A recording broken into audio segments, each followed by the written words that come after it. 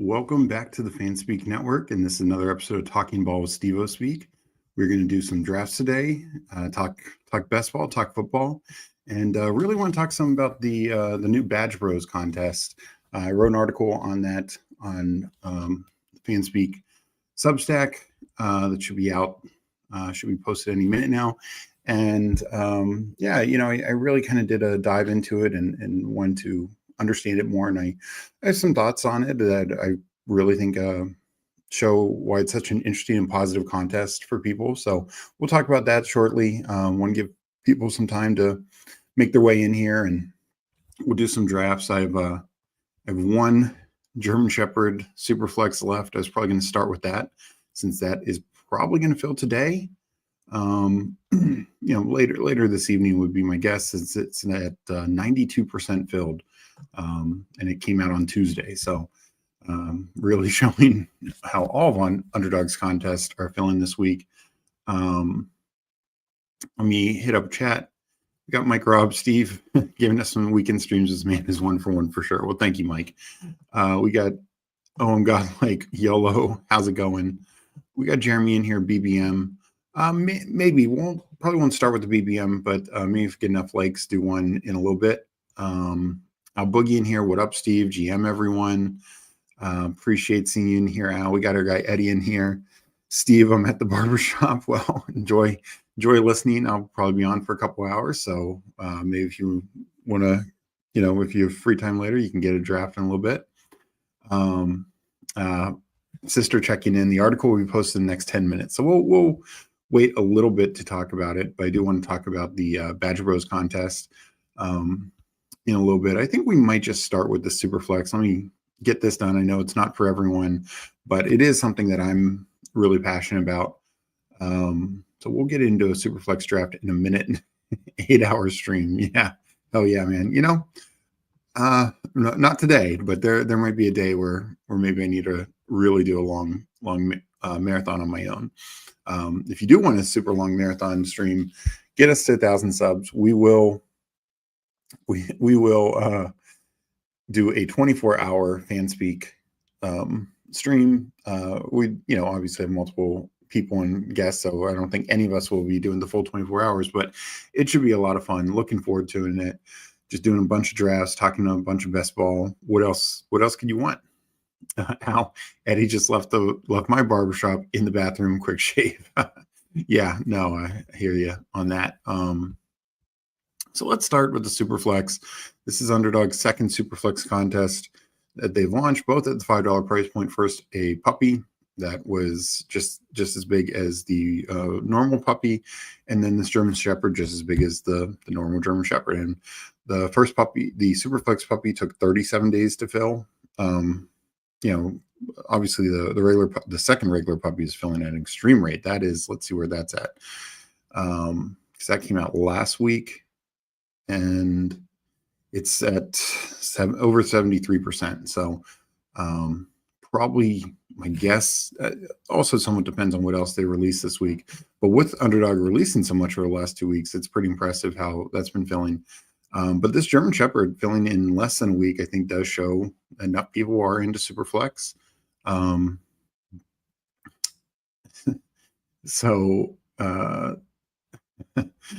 Yeah, appreciate it. That Twitter drama was definitely fun to watch. We got our guy TD, Mr. Mufasa here. What up, everyone? How's it going? Hope you're having a good weekend, good Saturday. I'm going to get into this German Shepherd. This is my last one for this contest. I am guessing they will be releasing more and more Superflex contests, probably like a poodle, a pug, etc. Not sure if we get another Superflex puppy, but there definitely is a market for this.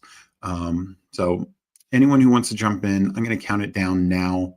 Get this going. We can just talk best ball as I'm going through this draft. Just best ball in general.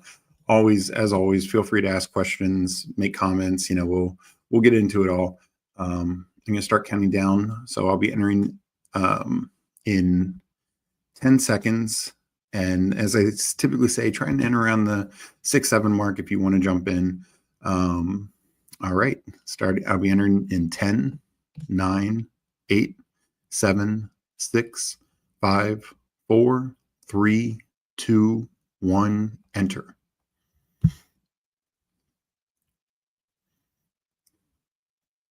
All right, waiting for one person. So hopefully some of you got the chance to jump in. Eddie, looking at some of my old drafts and they are really alive. Me sleeping on Hollywood Brown is going to hurt now. A lot of drafts with J.K. Dobbins in 16th or 17th and similar for Ford. Yeah, those guys have definitely bolstered up. Same with Sampson, obviously, for the Browns as well. Hollywood, the thing is, so far he hasn't moved up at all. So you can still get a good share at Hollywood without paying much different price. I did get the 5 spot. Obviously, in Superflex, I love having a top 5 pick, getting one of these elite quarterbacks. And I do consider Burrow in that mix. His 3 healthy years, he's finished 10th, 3rd, and 4th in quarterback scoring. And the 10th one was his second year coming off the ACL injury. We got our guy Nick in here, another streamer. I know he was on he did his own stream last night, and then he was on with Candyman late. Definitely check out his channel, my man Steve. Did you get any Bulldogs? And I did, both slow though. I was gonna originally try and do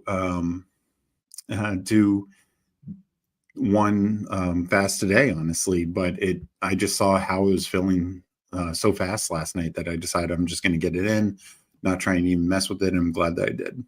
TD says the $50 Chow Chow and $25 Rottweiler should be coming soon based on my sicko memory from last year. Yeah, they did the Rottweiler, in July last year. The Chow Chow was late. That was like mid-August. It was pretty late because Meg and I, we loved the Chow Chow the year before, and we just kept wondering, like, when is it coming? And this is definitely an interesting room, as both Gibbs and Chase go in the top 5. So I get a Jaden Daniels at 5. That feels a little bit like stealing, but I will happily take it. I don't recognize any names. If you're in here, let me know. Op Luke, I've seen a lot of drafts, but I'm not sure if he's ever jumped in chat. Let's see here. Let's bring up the board. So even Bijan goes before Burrow. So 8th spot Burrow is pretty unique in this contest. But yeah, the Chow Chow was late August because I just remember it coming late and pivoting and doing more of those, which I was very happy to do. I think I did 5 last year, advanced 3 to the playoffs, but nothing got past the first round, unfortunately. We got Owen Godlike saying good luck. Are you in here? Sorry, I missed. If so, let me know. I'd love to shout you out, look at your team. Steve played the new best ball track in the background.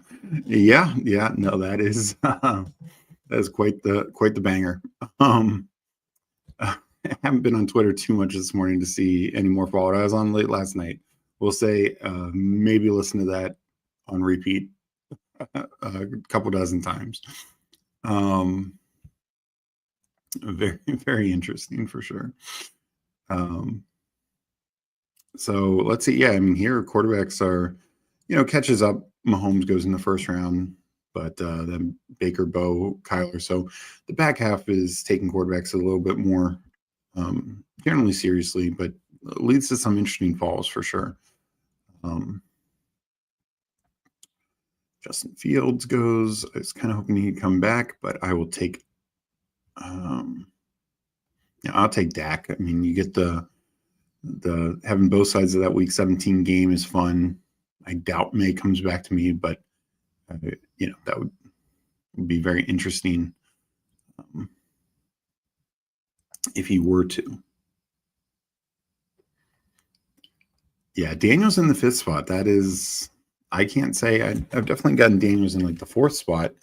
Don't think I ever got him in the 5th spot. So very, very fun start. Be up in 6 when we go to the board. But yeah, Underdog this week, they kind of they didn't announce it as best ball week to compete with DraftKings, but they were clearly, throwing out tournaments every day. And it's just crazy. The mini Schnauzer fills in 36 hours. The Bulldog fills in, 18, 19 hours, something like that. And And then you have the German Shepherd, which, like I said, is the super flex, which is going to fill in less than a week. And the rookies and sophomores is already off to a really good pace. So, and they finally released that. They changed that this year, made it a $5 contest from a $10 contest. Definitely one of my more interested contests every year. So I will get one of May or Caleb. That feels really good as my third quarterback. I get May. Ooh, this is definitely a start you generally weren't getting anymore. You could maybe get something like this similar, early on when the Superflex puppy came out, but definitely not now.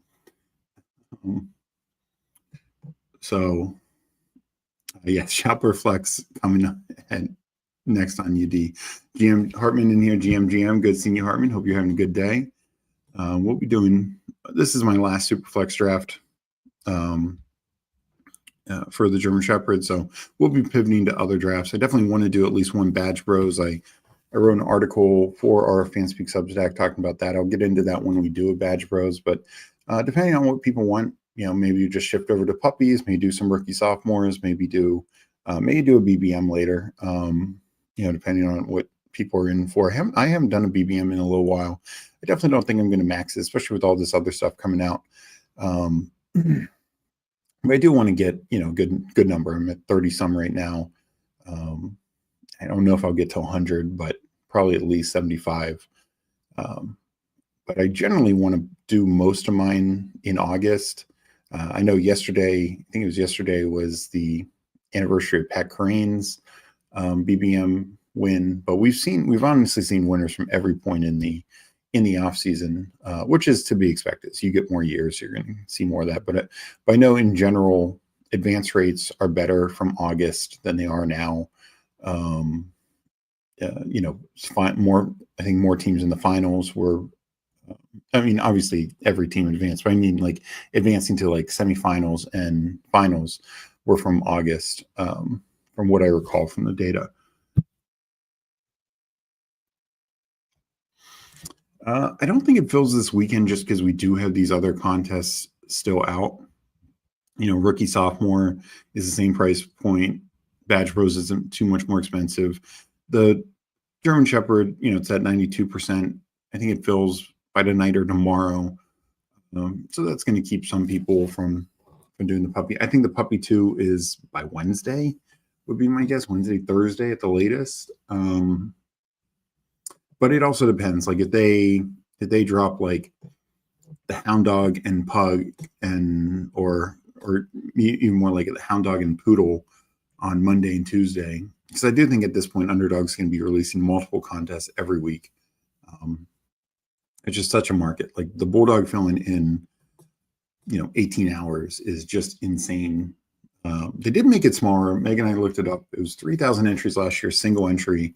They made it smaller. I think they made it a better, flatter payout this year, which I liked. But so I'm sure I wouldn't be surprised if later this summer we see a Bulldog 2. Wow. Quarterbacks are falling. You just never, I know people say you can stop at 3, and maybe you can, but a round of value on JJ McCarthy, 4th quarterback. I'm done at quarterback. I'll catch up everywhere else. This is a little bullying the room, but I'm guessing there's going to be a couple teams that are just really not going to have quarterbacks. I think today probably more like tonight. It was last night around 11, it was 80 some percent, at 1 p.m. and this is East Coast time. 1 p.m., it's 92. It's filling at a good rate, but it's not like, and I think at this point, I know people who are maxed. I'm now maxed. So it's not like, probably some of the most diehards are probably done. But I say probably tonight. When the Superflex puppy fills. Let me do this pick. And, as much as I love running back, I wouldn't mind Hampton, Cook. Higgins is always tough for me to pass up in this. I feel like you get a wide receiver 1 at a wide receiver 2 price. I think I'll do that and have him as kind of like my anchor receiver in this build. It's not like I'm going to stack with that, Lamb or anything. I mean, you can maybe backstack some of these other guys, but I also worry less about stacking here. I wasn't even going to do a Bulldog yesterday. Then I watched the stream and it's like 70%. Yeah, no, I mean, Meg and I both ended up doing all ours are slow. We originally were like, oh, maybe we'll do one slow piece and then do like one on stream. And I was going to do it on stream today, and she was making us do it on stream early in the week because we thought it would be kind of like the Dalmatian, like take about a week to fill. But it did not. It filled exceedingly quickly. So yeah, late last night we both were like, okay, you jump in, let me know when your room's filled. I'll jump in the next one. And they filled pretty quickly. So yeah. We got our guy Disbanded Brotherhood in here with the dot. Appreciate you. I'm your Huckleberry. I missed it. Don't worry, I'll be doing more drafts. Oh, did you mean the Bulldog? Yeah, that is tough.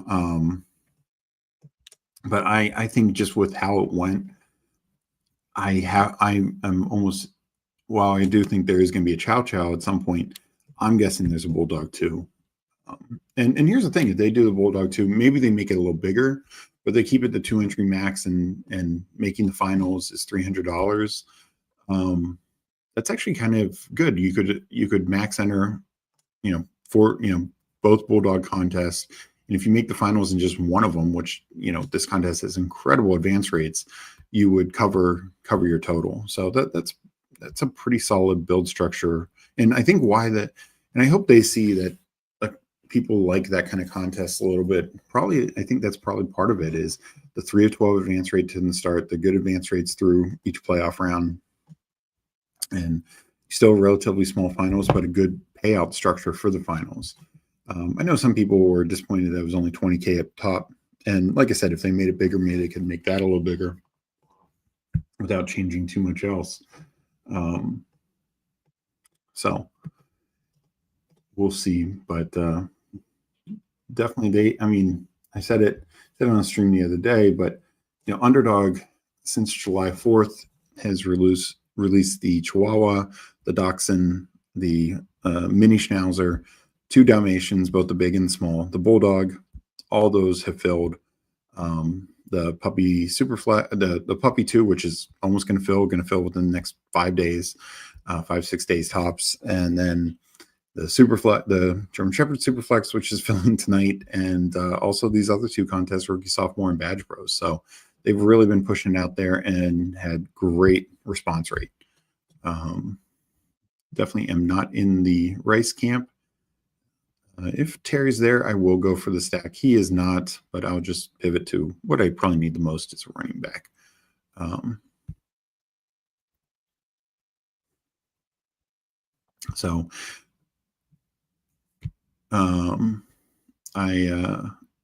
think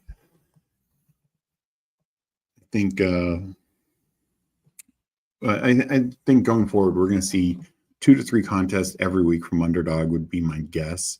I'll be interested to see if we start seeing some promos. Haven't seen one since the July 4th weekend with that, entering 4 of Eliminator weekly winners, marathon and sprint. So wouldn't be surprised if we start seeing a few promos, whether focused on those or maybe just some things in general. We'll be interested. Hartman in here. Sorry if you've already said, but how many Rookie and Sophomore and Badge Bros do you think you'll do? I'm thinking of 50 of each. Yeah. Haven't decided on Badge Bros. I'm already like 70 some Rookie Sophomore. A lot of them are slow, but the thing with those slow, so nice. Like you start today and you'll probably be done by Monday or Tuesday. Like I've already had plenty of slows finish up, and so I'll probably go to around 100 Rookie Sophomore is what I'm thinking. Let me make this pick and then talk about it. do like Worthy. Pickens is a stack. I do need to catch up at running back though, but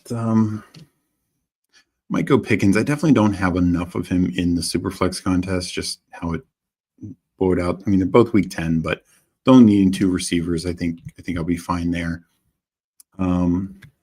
As for the Badge Bros, I'll probably do at least 50. Might do more. I'll talk about that a little bit more. I just wrote an article on it.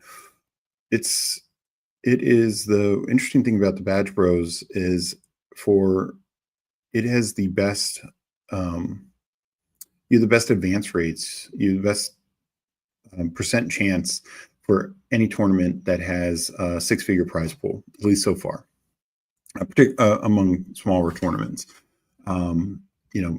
Like because we'll get into it more, but it's 1 of 6 to start, so that's the same as your 2 of 12, and then each round after the quarterfinals and semifinals are 1 of 5, 1 of 5. Well, that's half of what a puppy is. And then the finals are the exact same size of the puppy, which has a 100K prize pool as well. And even if you factor in the puppy's half the price, the puppy, your chance of making a finals team if you were to max, and I don't think I will max the Badge Bros, but if you were to max the Badge Bros, statistically speaking, you should make one finals team with what the odds are for each round advanced grade. For a puppy, if you max your statistical speaking, you should make a finals 1 out of every 4 times. So yes, you could max 2 puppies, but you're still half the rate as the Badge Bros is, just from a statistical standpoint. Obviously, we're always trying to be above average. Like, we don't want to just advance 16.6% of our teams. We're hoping for 20, 25%, et cetera. And that can help change your odds. But the same would be true for the Badge Bros. If you advance that at a higher rate, then you have a chance for maybe even 2 finals teams. So it does have the best odds if you're looking for a big prize pool without like paying a big dog fee. So that is, I find that very interesting, and we'll get into some other things in a bit. Rando in here, I like when they did those bird and cat drafts in the past. I did a couple of those. I didn't do too many. So I don't remember them enough to really talk about they were all like drafting from teams with birds or cats, as I recall. But I know the size of your team was different and et cetera. So I don't remember it well enough to talk too much on that. But I do remember enjoying the couple that I did. I don't think I ever advanced anything significantly in that. We will go here with Pollard. We definitely need to catch up at running back. Let me go to the board here.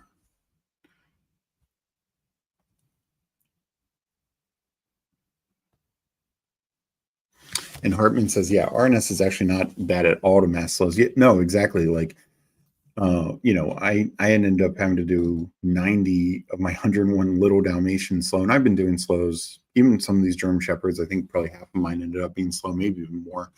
And I have plenty of slow puppies going. And those are, take time. But the 101 Dalmatians was last weekend. And many of those are still halfway through. Yet I did rookie sophomores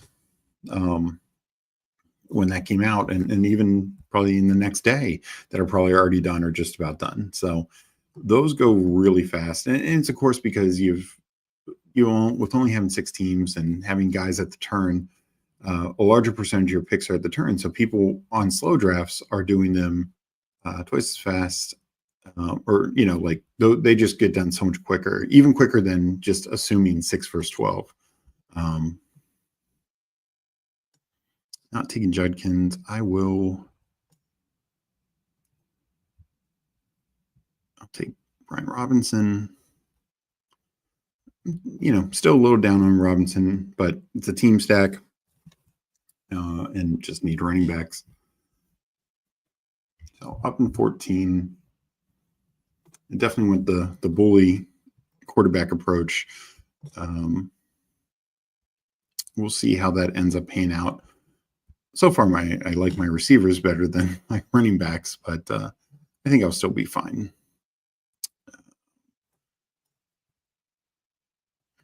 So yeah, no, I completely agree about the rookie sophomore. Like I said, I'll probably end up doing around 100 of those, probably at least 50 badge rows. Not sure what exactly I'll get to there. And I do think that contest, just because people are a little less familiar with it, and that's why I wanted to talk about it, it's going to be open a little while longer. And now, that one is only fast drafts, so that's also the other reason why it's taking a little longer to fill, because it's not like somebody can just dump a bunch of slows. But it's a fun, interesting contest. I definitely am a pretty big fan. I only did a couple last year, already doing well more than that. So I'm excited to explore it more and more. We got Mike Robin here. Any word of Mama Shop talked to Meg about her 100+ cuss words on stream? I did talk to her, last night a little bit about it. Asked her what she thought of the show. She laughed. So far, I don't think she's gonna, wash Meg's mouth out with soap the next time she sees her. So luckily, Meg didn't go too far over the line.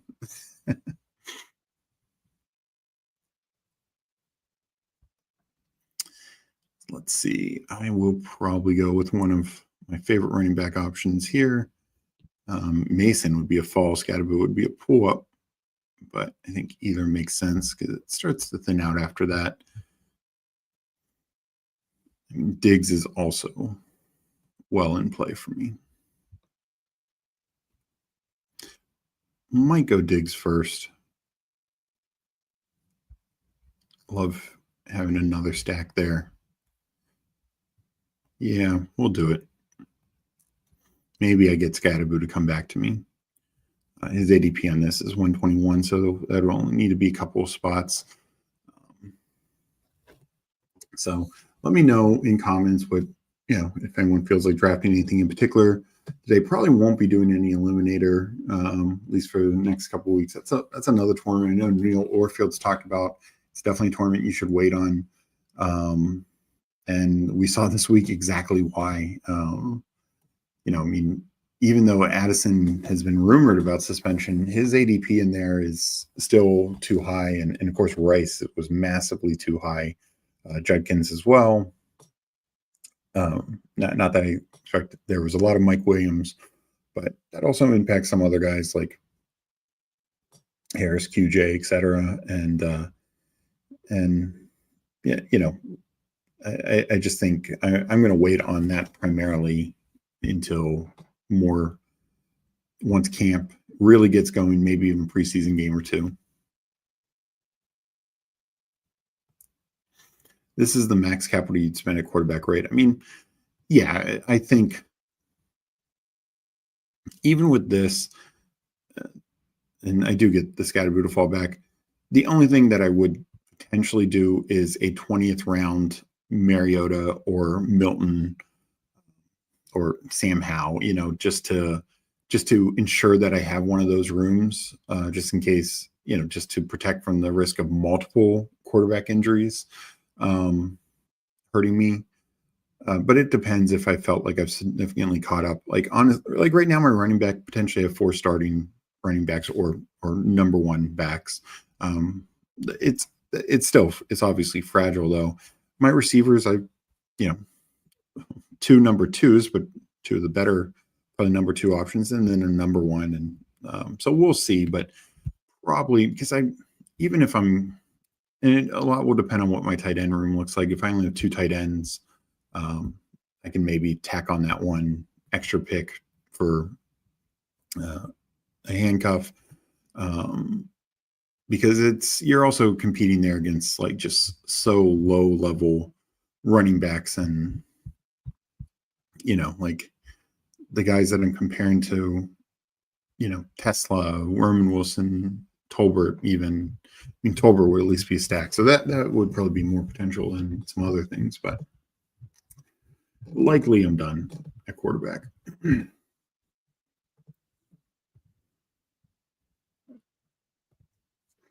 Same here. I need to wait a bit. I already did too many 40 this early. Yeah, I think I'm at. Open another window. Am I at it for eliminate? I'm definitely the least of eliminate. Well, weekly winners I'm least at. And that's actually filled at a much higher rate than eliminator at the same price point. Yeah, that's well over 50%.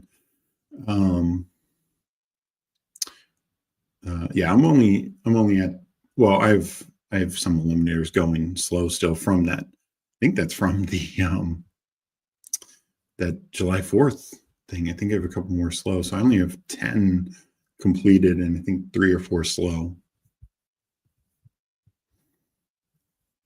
So an eliminator is probably the one I'm going to be the least on overall. Probably between 30 and 50 total eliminator.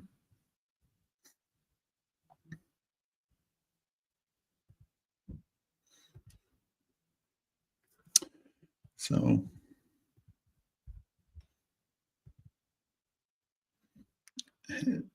I don't think I'd handcuff here with Spears, just because I feel like I need a little bit more upside potential at running back, but don't hate the idea in general. I think Stevenson to add to the stack would help, but he goes. I'm going to take Tucker Kraft. I'll feel much better about only doing 2 tight ends if I have a guy like Kraft.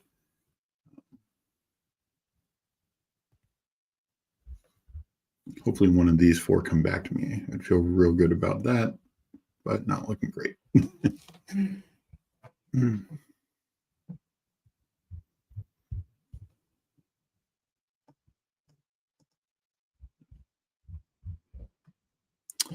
So coming up into the 13th round. Yeah, no, it's definitely a fun sweat, but the EV is what's tough. I mean, it is the lowest cash rate of any tournament. Only 12.5% of teams make the cash, where obviously BBMs, these types of things, 16.6% or 16.7. This would be rounding up, and then marathon 16%, but you double your money for initial cash. So you're now, what I will say is I do think, because it's a new tournament, I don't see a lot of teams drafting optimally the eliminator. I think I see people trying to do 0 RBs and things like that. So in rooms, and I think that's just not gonna go well for you long term.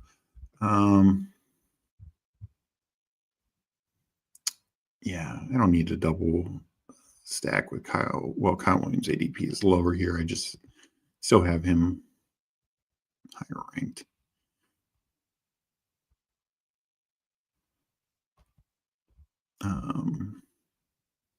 Jake Ferguson would be an interesting double stack, and then just totally being done at tight end. But no, I mean, I want enough eliminators where I have a sweat. Hopefully, I just run a little pure early on, so instead of and I honestly think that's the key. Like, if you lose half your teams week 1, it's going to be really tough. Whether you're doing 50 teams, 100 teams, 150, whatever, you really need to be above that 50% mark, like, and strongly, like 70%, 75%, and try and build out really well early on. I think that's going to be your best chances to get a few teams through to like some of the better money in the midweeks. And that's your way to, of course, get positive ROI. But no, it's a really fun tournament. I'll be interested to see how they maybe try and balance it out. Like, I think if Underdog can do some things to increase the enjoyment of the sweat, like on their app, on their on their website, of course over Twitter, but highlight some key matchups, etc. I'm sure it's tough to do, but if they help make it more fun, I think people will be more interested. It's kind of like the Dog Bowl. I mean, your odds for that are not great, but everyone loves a live final. Ferguson goes. I will not be taking Jaden Blue. I need to update this. this weekend. And Eckler goes. That would be my next choice.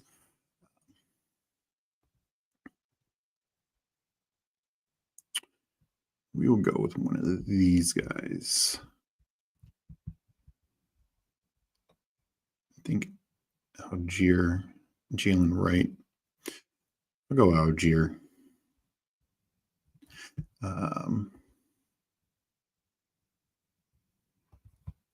And I'll go Jalen Wright. Let me bring up the board and then I'll get back to comments. So I totally agree. You can get a bigger edge versus traditional, same with Superflex, though with much better EV. Yeah.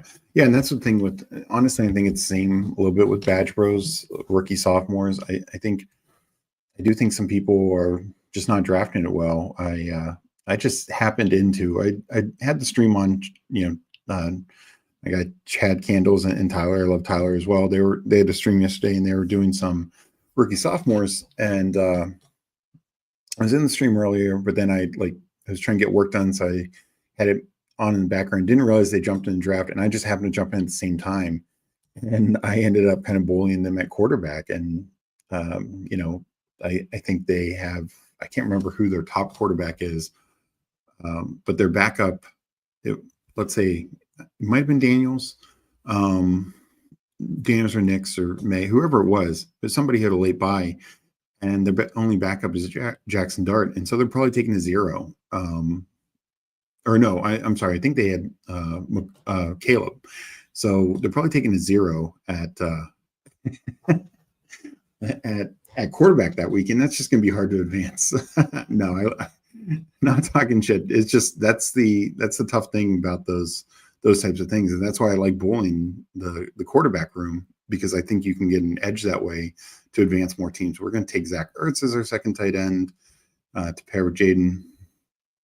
This is my last Superflex, Tyler. I believe you maxed it last night.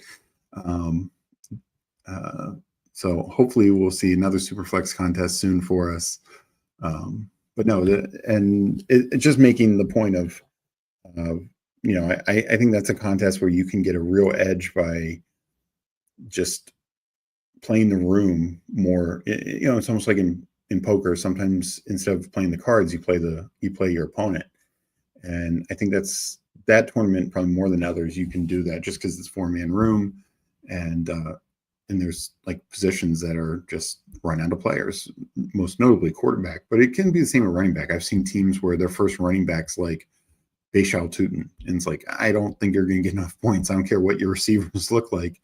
You're not going to get enough points, with that Tootin, Jaden Blue running back room.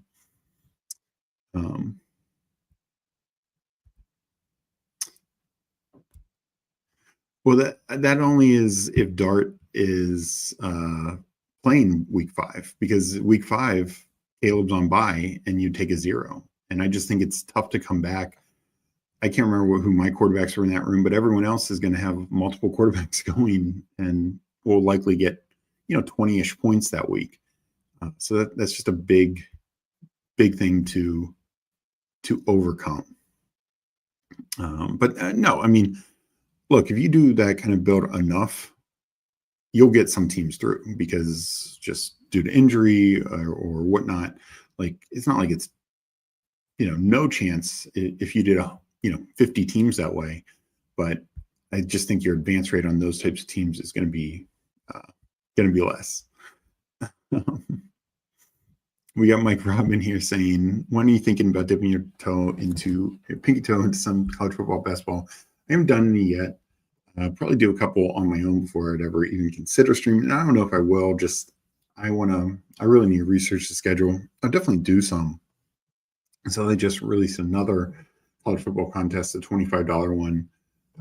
Looked like that had good advance rates, but I haven't looked too closely at it.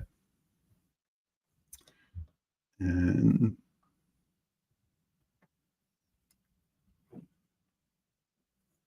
let's see here. I will, because I need to catch up running back. I feel like I'll take Miles Sanders. It's team stack and bring back. And I do believe the Jaden Blue stuff, like, it's not set in stone, but I do I do think Blue is going to have to work his way into a role. He had some of these concerns in college. I think he had some limits in college. So he always had to kind of like exceed expectations this year. And it's just going to be harder if he's already getting a bad rep in camp from coaches. I don't think he's dead. I don't think it's like totally done, but I do think he should fall. He's going way too high to begin with. Fifth round rookie with a limited skill set. Never kind of dominated in college. He's fast, but that's about it. Tyler in here. Yeah, the rest of your team is sick. I can't remember what your running backs were. Bad timing. But no, I mean, I'm not throwing shade. It's just those types of teams. That's why I like that format, is because you can bully it. And this is, look, we all want to advance. I hope everyone does well in general, but this is competition. At some point, you show no mercy. I took a third when two others only had Caleb. Yeah, no, that's another thing is same, and I don't think a lot of people do like the Jaden Nicks, but those are another two of the same buy. Hold on 1 second. I'll go Pat Bryant. Get some upside at receiver. And even May Dart. Like if you're only going 2 and thinking, well, Dart will start end of the year. Well, it doesn't pair up with May because they have the same buy. So it's just, I think taking a 0 is not going to be ideal in that format at quarterback. We got our guy JT Bestbone here. You know him. He's the late night streamer. I jumped into his show late last night. Wasn't able to get in any of his drafts, but always does good content.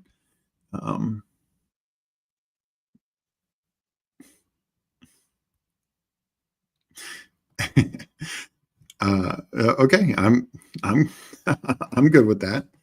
I don't think we can do a BBM 6 entry. This is BBM 6, right? Like we need to do a BBM 7 entry, but yeah, no, we'll see. I'll need to label the team because I notoriously do not label. So you have to let me know what team it was of mine, and I will find it. I will label it, and I will happily make this fun gentleman's wager. RS category for Jeopardy. That's on Bruni's table. I doubt he goes there, but it's a fun tournament. Highly recommend it. We got disbanded in here saying that's right. Bruni, like the olds, now knowing he devotes a whole category to the youngs.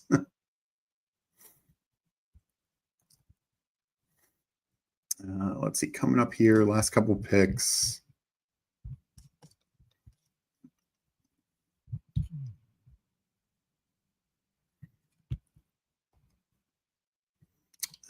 Let's see, we got just did Pat Bryant. Definitely need some more, a little bit more receiver upside. Yeah, no, I'm always happy to do that. Got Vaporware in here. BBM 7. Yeah, no worries, Tyler. I know it's earlier for you also. So, and I know you helped Chad yesterday in the morning, then you did your own stream. So I know you've been ripping it. Let's see here what we got. What are we looking for?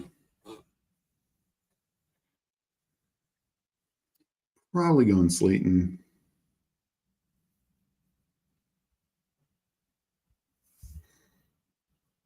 Yeah, that'd just be the second week 14.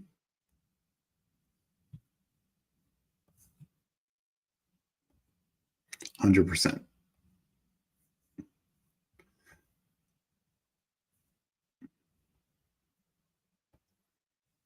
Clip. Yep. No, exactly. And that's my approach to it is, like we did a stream the other night. I think it was Andrew and I were on, and FK Coolers was in the room. And between the two of us, we got 6 of the 8 starting quarterbacks. And it's just like, I think it quickly became a head-to-head draft between us.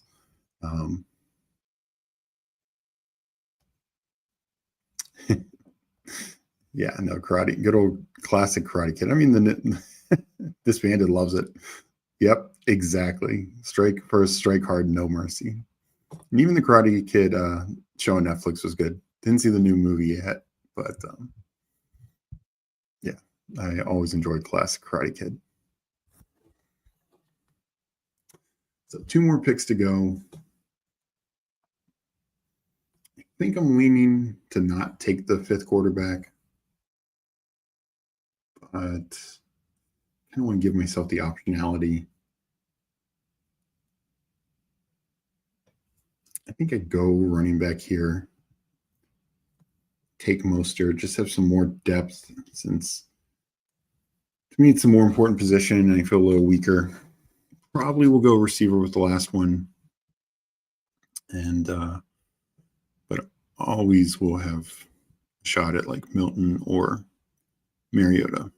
Just because, as much as Dak has been great when he's been healthy, he's missed time. He's missed significant time in three of the last 5 years. So 1 more pick to go in this, and then what's everyone feeling like for the next draft? Any particular interest? And also, don't forget to like this episode. If you're watching from YouTube, jump on over, pop in, hit the like, sub to us. Show your support. We appreciate it. And I want to, keep drafting today. So I'll be doing a couple, hopefully, ideally doing a couple, but want to hear what chat wants next, if anyone has any particular interest. Yeah, I like this, Hartman. Let's do Badge Bros next. Always can tack on a few rookie sophomore, but I do want to talk a little bit more about Badge Bros with the article I just wrote. And like I said, it's a newer contest. Not everyone's playing it. And I do want to start getting some volume down on it.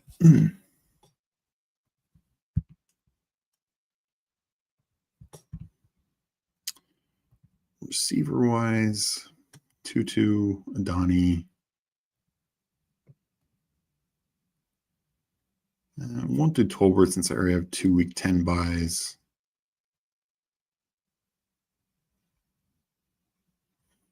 Brown is not a terrible click in 20th round Superflex with correlation.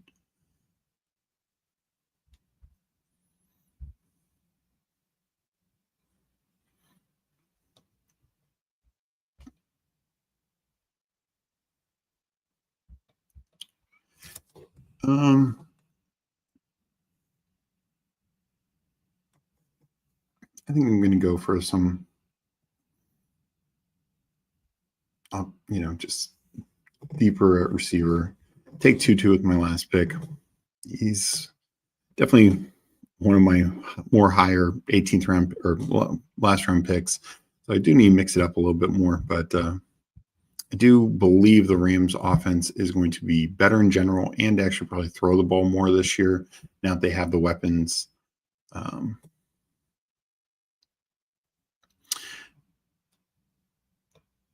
Meg says my Badge Bros article is up. So for those who are subscribers, you can read it there. Oh no, we definitely. I was actually going to reach out to Tyler to see. So if you're still in, Tyler, I'm going to hit you up on Twitter if you want to. You had me come on a couple weeks ago. Your stream. I want to see when you're available. I'd love for you to come on, and don't think we'll have Superflex to do this week, but maybe we could do some rookie sophomores, do a puppy or two. So we'll talk on Twitter. So I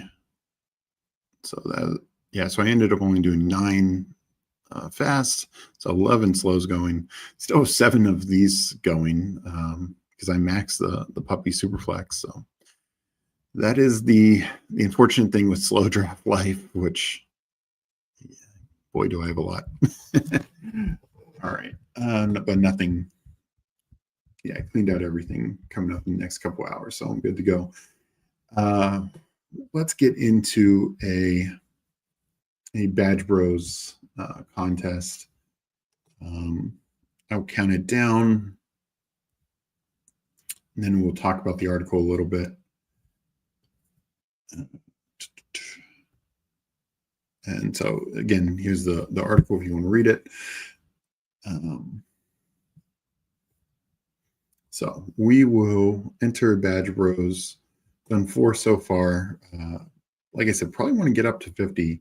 It hasn't, it's only 8.7%. I think this will start to pick up some now that some of these other things have filled. But with it being only fast, it'll be open for a little while. But let's get one in here now. And the other thing to keep in mind, like 56,000 entries, and sure, everyone can max 150 just the same as they can a puppy, but every draft done is half of a draft done for the puppy. So, that's why it's going to take so much time to fill. Like in terms of number of drafts, this 56,250 would be the equivalent to, 112,500. So let's get into Badge Bros now.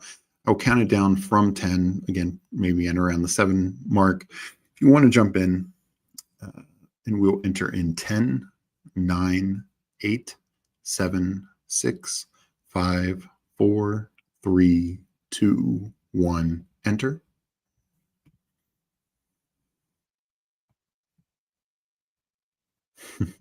Oh, JT, you have no idea. I probably have at least 200 slow drafts still going.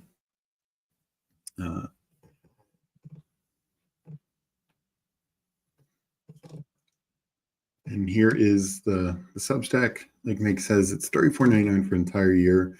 We cover all the different tournament styles with rankings, articles, and also just shows our player takes, some in-depth. I did an article last week talking about for regular contests and any contests, some veteran receivers who are being drafted way too low.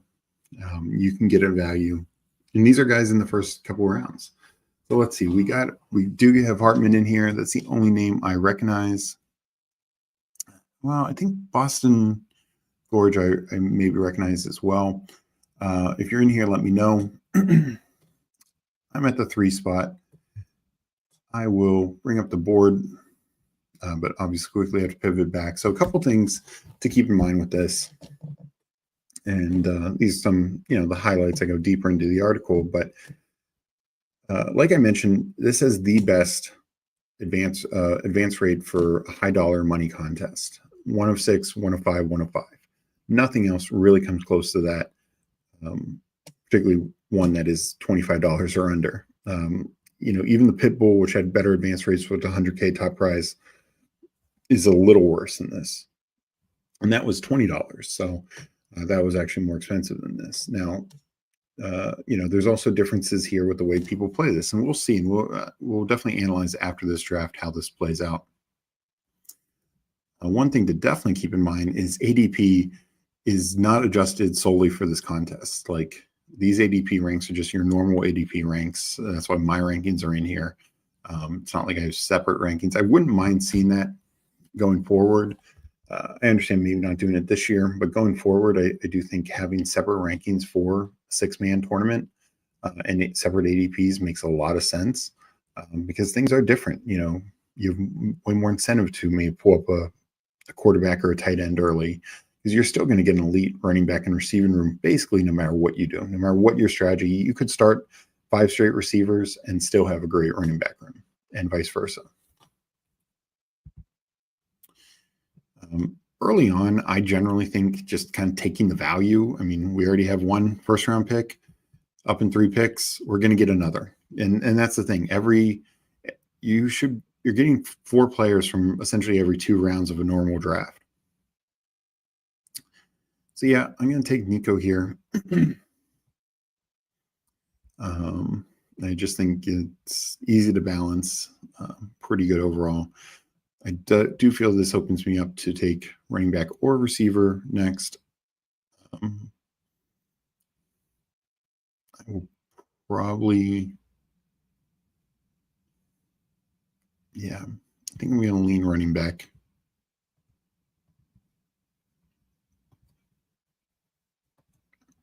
So Bijan, Henry, Nico start. The other thing I'll say is, well, having stacks with your quarterback is good, but you don't need to worry about overstacking. Not a lot of number 2 receivers get drafted in this. Not everyone's tight end is going to get drafted in this. Not a lot of passing down backs are getting drafted in this. So don't even, sure, if you get the Burrow double stack, that's kind of the exception to the rule. The Eagles double stack, exception to the rule. But for most guys, I wouldn't worry about like trying to overstack a player or a quarterback. And when it comes to bringbacks week 17, if it fits, it fits. But we're talking about such elite talents here that we're drafting. Like, is it really worth going down, 15 spots to get a bringback? Like say you start with Puka, you're taking London early to get that bringback. That's doesn't just like line up. Here I'm going to go Higgins. Just kind of, this one would be a bit more balanced, but I've done different approaches. I did one the other night that was a 4 quarterback build that I really liked for mid-tier quarterbacks stacked up. A lot of times I do recommend only going 2 tight end, just because this is another format where tight end is just never going to be hitting your flex. It's competing with so many good running backs and receivers. The chance that it ever hits your flex is so unlikely. Hartman takes the first quarterback off the board, I believe, which is definitely viable. I'm going to go Chase Brown. Just kind of still value hunting right now. At some point, you start pivoting, maybe taking quarterback and tight end above early. Yeah, Lamar goes right after. I knew, even though ADP-wise, Lamar should be back to me, he's not coming back. So I just think there's a lot of different ways you can approach this. And one of the things I think is this format might be the most ideal for handcuffing your running backs, like a Bijan and Algier. Tacking on Algier with my last pick. Algier, only 108 players are drafted in any of these drafts. And so roughly once you're past ADP 120, those guys are going to be very low owned. So once you start getting somebody like an Algier, not only is he going to end up being 5% owned, but for most people who draft him, he's only going to really pay off if Bijan gets hurt. If Bijan's healthy and Algier has 5, 10 to 15 point weeks, that doesn't really pay off for you too much in this format because what are the chances that these 10-point weeks are scoring above, Chase Brown, Henry? If I had another elite running back in here like Barkley, like they're just not. They're very unlikely to.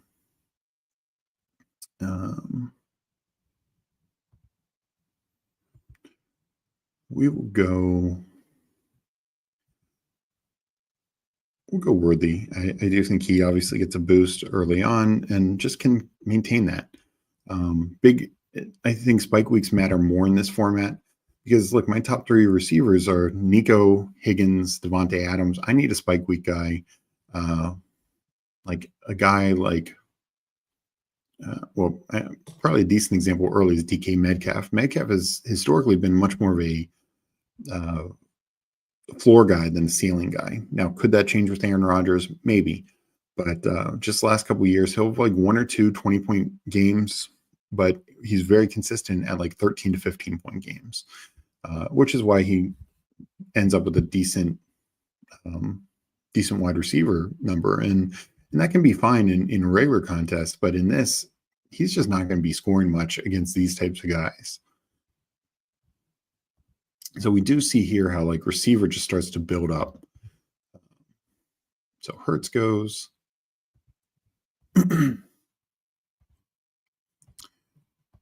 I will pull up a running back because I do want more talent there.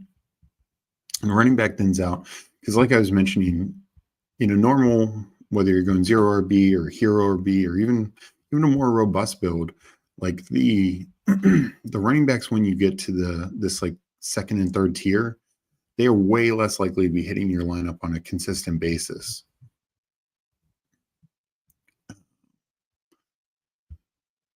Let's pivot back. So I'm going to take Burrow here. I think getting your elite quarterbacks is always worthwhile. So 1-4-4 to start. Most drafts, even if I go double elite quarterback, still taking a third quarterback is, I think, very, very smart. Just adding a little extra upside. Eddie, I got Fanspeak shaved in the back of my head. Let's fucking go.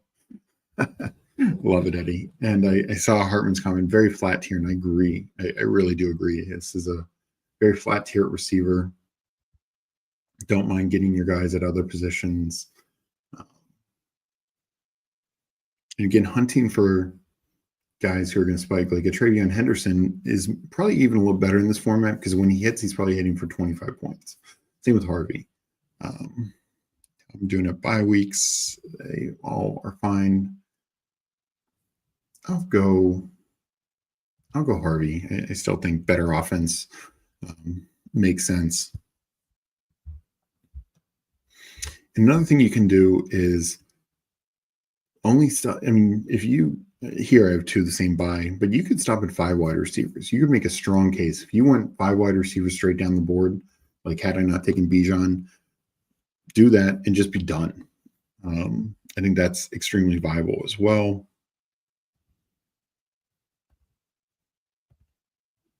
I'm going to take Hawkinson. I know there's an ADP gap, but I like Hawkinson over Laporta, and I want to get one of those kind of tight ends. Probably double tapping just doing 2 tight ends. Quarterback is kind of flat as well. Don't have any crazy stacks built out. Could go Mahomes if he comes back, but that's the same week as Burrow, so it's a little bit of a negative. But at the same time, I also don't think worrying about stacking is even as important.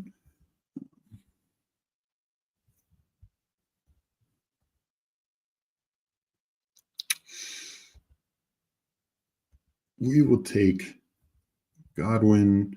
The other thing is because of being able to rely on some of your top guys so consistently and easy, taking some like injury risk or even some of these suspended guys like Rice, like Addison,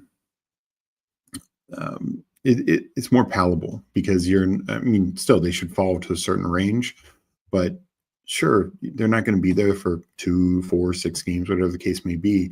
But you're just only worried about their spike weeks. So we take Godwin. I did that mainly. I'm going to pull up Baker, and point up is a relative term. Having a Burrow Baker, we're talking 2 of the top passing offenses in the league. Would this contest be better with 20 rounds? It could. I had Henderson queued since last turn. Yeah, it could, but honestly, I don't think you need to go that much deeper. I don't mind 20 round best ball in general. I'll just take another somewhat injury concern. I don't really believe he's injured. It sounds like they're not too worried about it, so I'm not too worried about it. But I like that value, and I'm done at receiver. I'm not, I have 6. I don't think I need to take a 7th, honestly. I have, a little thinner than I normally am with Godwin and Pearsall, 2 slight risks at the start of the year, but I think I'm much more likely to have a 3rd quarterback, 6 running back. That's probably and I might even go 4 quarterbacks. That's another way to balance out the elite, versus the elites, is going 4 quarterbacks. I do have a, kind of an elite in Burrow, so I feel I could go either way on that. And I'm going to take Fields here. I just think it is the same buy. I'm going to go 4th quarterback, kind of show how that build works out. the tight end. Tight end is probably the best position to go scroll down and get a guy, because is the difference between these tight ends here, and I will take some of these types of guys. I like these tight ends, particularly if a stack was built out. Was the difference between Kraft and Ertz that drastic? Probably not. Or Gesicki, So let's see. I mean, still so many receivers. I love Diggs, but I still think I'm going to go with another running back. Actually, I'm going to go quarterback here. I'm going to take Drake May. Not worried so much about the stacks. I like his upside over Purdy. I think if he's hitting, I'm looking for upside. I have Burrow. I have Mayfield. I have Fields and May are like my spike week guys. I'm trying to hit up to have the most receiver or most quarterback points. And here I'm going to scroll down for this, assuming Hartman's not taking Gesicki, which I didn't think he would, but that's part of a stack. This one isn't going to be perfectly stacked, built out. Like, I could have waited on McCarthy as my fourth quarterback. Had a few other options. Could have taken Purdy, but I just like the total upside my quarterback room is giving me. I think it competes easily with the Lamars, the Jadens, the Josh Allens. And I don't feel I'm behind at receivers. I mean, these receivers can all be top 5 guys, top 10 guys, top 3 guys can all be top 10 receivers.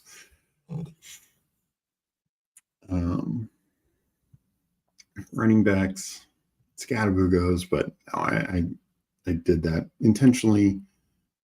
I'm actually going to do what I initially said. I'm going to take Tyler Algier, make this unique.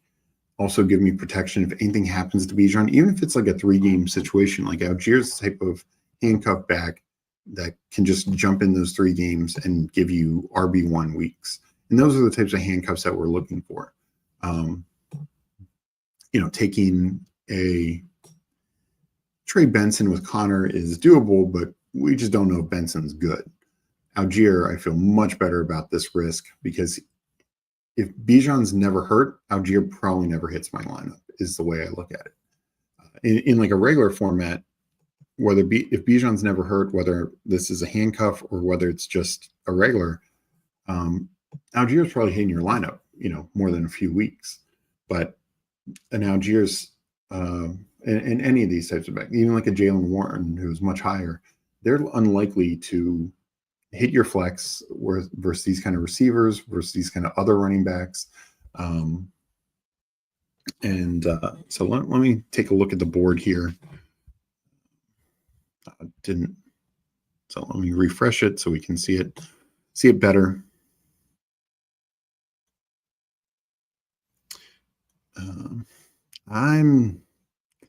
I don't think so. There seems to be no sign of that. They paid Ertz some really good money.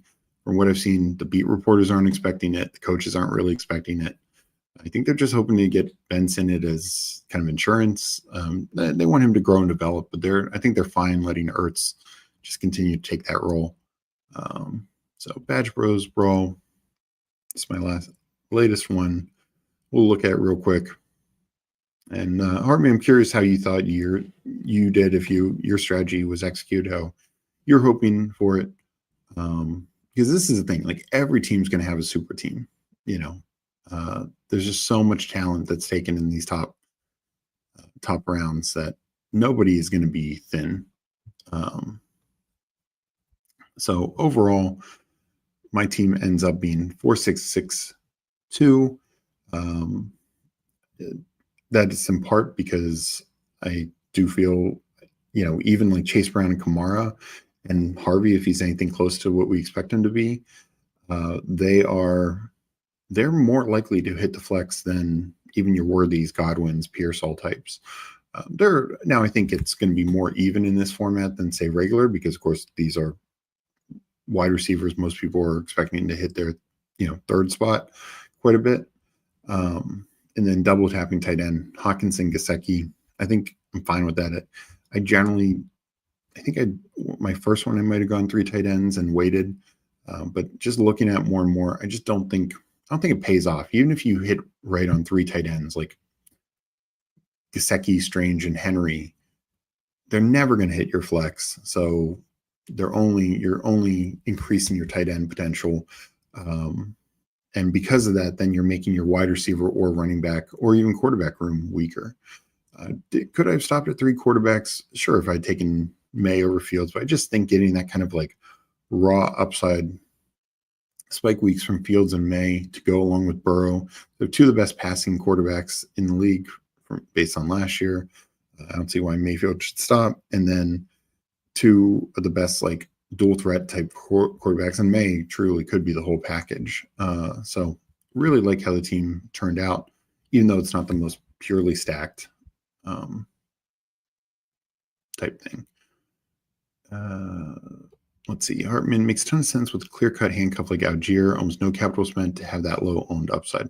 Yeah, exactly. And I don't think it is for everyone, but and even some that are higher, like Kenneth Walker and Zach Charbonnet, I think we saw last year, any game where Walker's out, Charbonnet is just a smash play. Yeah, and Charbonnet goes like 120, so he won't even be 100% owned. Now he'll be more like 50, 60% owned, but he's not going to be anywhere close to approaching 100%. Same with Pollard Spears. That's another one.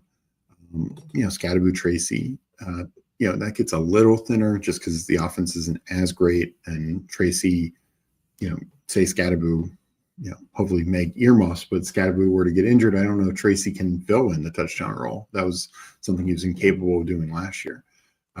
But those types of situations. But the ones that are really interesting are like Ray Davis, Tyler Algier, a few others kind of later.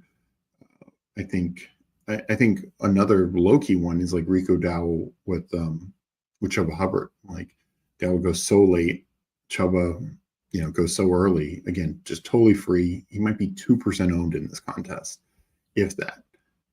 And that's what Arvin says here. Low ownership makes handcuffing viable. Yeah, it just really can make you unique because so many, like every team is going to be super team that advances, going to look so good. And I think there's going to be a lot of different builds, but if you do end up lucky and there's like a running back injury, you'll be just incredibly unique. You get to the finals and you legitimately could be the only person that owns Algier or Dowdle or somebody like that. I think I did pretty good overall, did some heavy stacking early and pretty balanced. Yeah, and that's the thing. Like, it's very easy to get teams that you feel great about. And let me just look at the team real quick. Gibbs, Amon-Ra, big team stack. Chain Hill, another team stack. Josh Allen, Breece Hall, Mike Evans.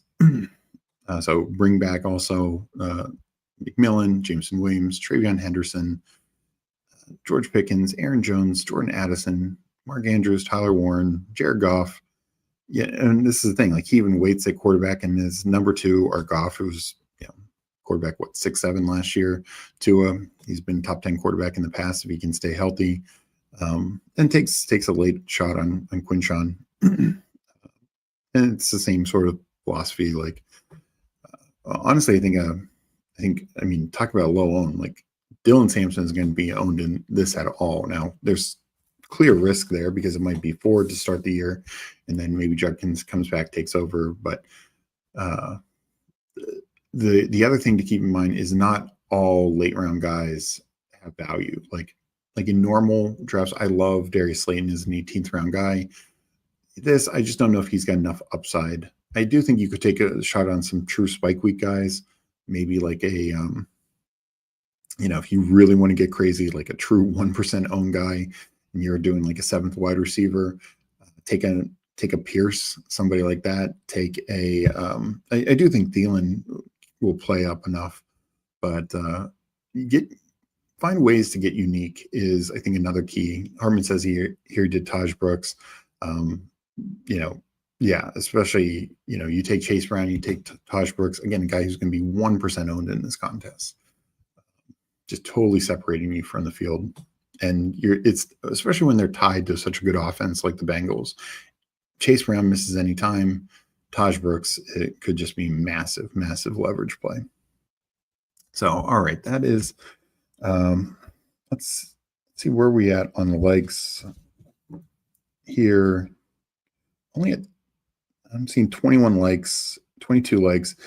Let's get those likes up. I will do a couple more drafts. But what is everyone looking for? Hartman says scroll down feels worse at wide receiver positionally. And yeah, I agree, because when we scroll down, we're taking number threes mainly, or twos on kind of bad offenses. Like I mentioned, Slayton, like one of the, I think maybe the two exceptions are Tillman, just because I think he's a little mispriced. He could end up being the number one for Cleveland, even if we question the offense. And then Thielen, because just kind of a similar thing. Dude's outplayed. I mean, he's been better points per game, had more spike weeks the last 2 years than Zay Flowers. And you're just getting him way late. But those are like the only two that really come to mind past the 120s. I think you could make a case for a guy like a Mims or even a Christian Kirk, in the 120s, but not a lot of guys. Kyle Williams, just because if he does take the number 2 role and he has some big playability, but those would only be if I'm doing 7 or 8 receivers. But I really think you start to see the diminishing returns on throwing receiver at it, just because your top ones, no matter what. I could have gone 4 straight running backs to start, and my receiver room would have felt great. I mean, you saw, if you went 4 straight running backs and we'll say 5 straight running backs, my receiver room could have been Devontae Adams, Worthy, McMillan, Jameson Williams, or Zay Flowers or more, Sutton, I mean, just go down the list. Like, these are strong receivers down the line. Pearsall, I mean, where did Diggs go? Diggs goes in the last round. I mean, this guy could be wide receiver 1 on his team. I do think a guy like Jacoby Myers is another example of he's probably not going to, I think he could end up as like a top 25 wide receiver, but he's probably going to be like 10 to 17 points most weeks. So he might help you out if you have a couple extra bye weeks at a certain week, or hit your flex one time, his one like 22-point game, but he's not going to probably go out there and have like 3 or 4 25-point games. Like, honestly, somebody like a Jaden Reed, who's much more spike weeky, has more value, since, he's just not, and he goes undrafted in this. So, like, I think a Jaden Reed probably has a little bit more value. Mooney's another one who, if he hits, he could have a couple 20-point games just with his deep ball ability. But yeah, I mean, look, I'm actually surprised some of these wide receivers didn't even get selected. Yeah, that's interesting. Like, Josh Downs is somebody who I think should absolutely be selected in this. He shows spike week upside. Keon Coleman, even Trey Harris. I don't mind those guys, but it is tough, because your wide receiver, everyone's wide receiver room is going to be strong. All right, let's do another draft. What's everyone feeling? Pivot to rookie sophomores. Want to do another Badge Bros? Feeling a puppy? Let me know, and I will jump in something.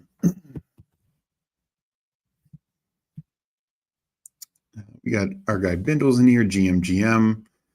Bindles will be facing his ballsy co-host this week on Jeopardy. I believe it's 9:30 Eastern this week, Wednesday night. So that should be a good one. Bindles had just a tremendous job in the first round. So did Candyman. Fantasy Football Garage. They both had really good ones. Bindle saying he's stressed. Yeah, don't let Candyman psych you out. I feel like I'm definitely going to have to listen to this week's Ballsy episode. I feel like he's going to try to psych you out, Bindles. I think it's going to be a battle.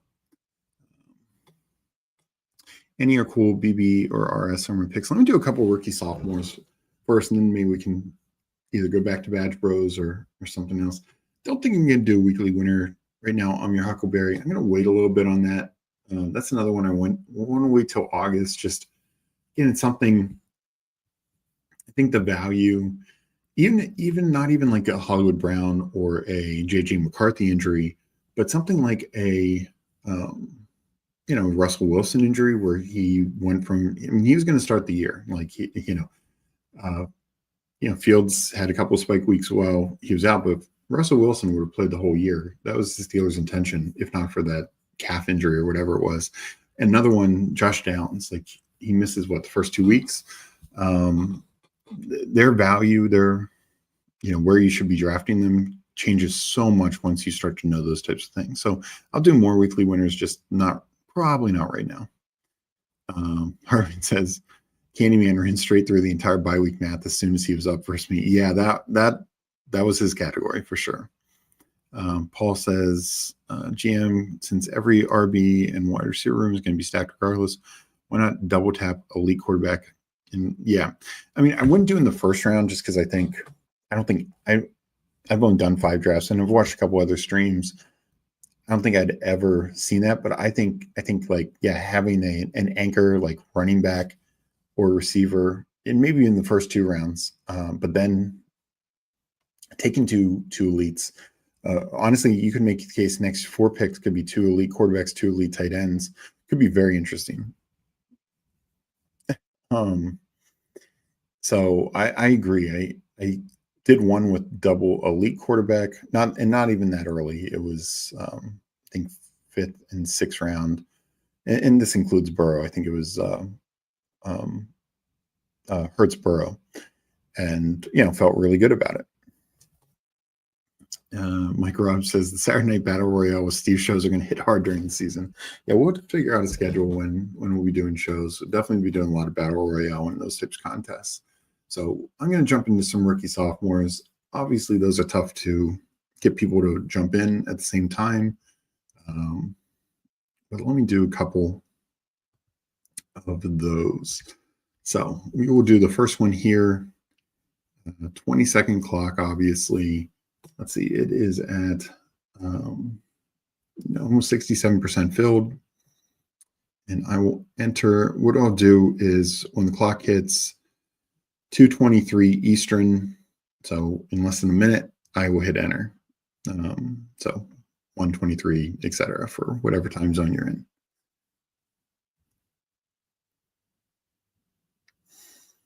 And hopefully we can time it up if anyone wants to jump in. And if you miss, hopefully you're enjoying your lobby, and hopefully we both can advance our teams. We are entering. So waiting on one, but yeah, gonna insta fill.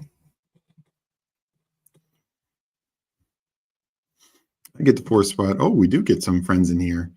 Not sure if Boston Gorge is in chat. I'm your Huckleberry, and then we got Hartman.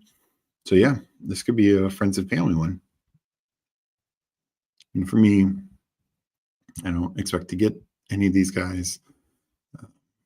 I typically take Bucky over Brian Thomas just from a running back value. Like if I'm at the 4, and sometimes I do Thomas Bucky, but if like Neighbors is there, and sometimes I do Bucky and like somebody else.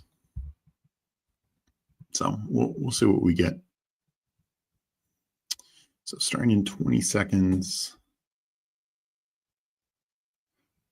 But yeah, going back to Paul's point, I don't know. Double elite tight end is interesting. I mean, the one thing obviously is McBride and Bowers have the same bye, so that is a knock on those two. But doing like one with Kittle or like one of them and like Hawkinson, but you don't need to pull up Hawkinson too much.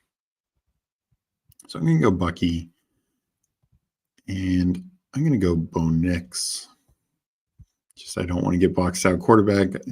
I think everyone knows my quarterback strategy, so I don't want to be the one left holding the bag with no quarterback option.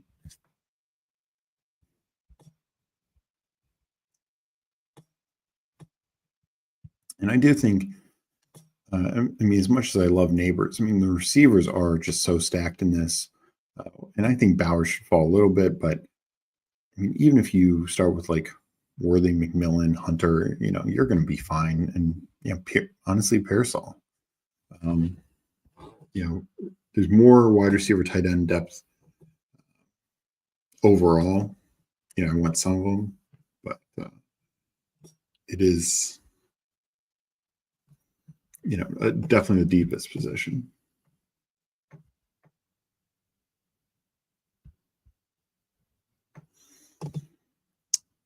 So we will take Bowers. I mean, I don't really see Bowers fall back.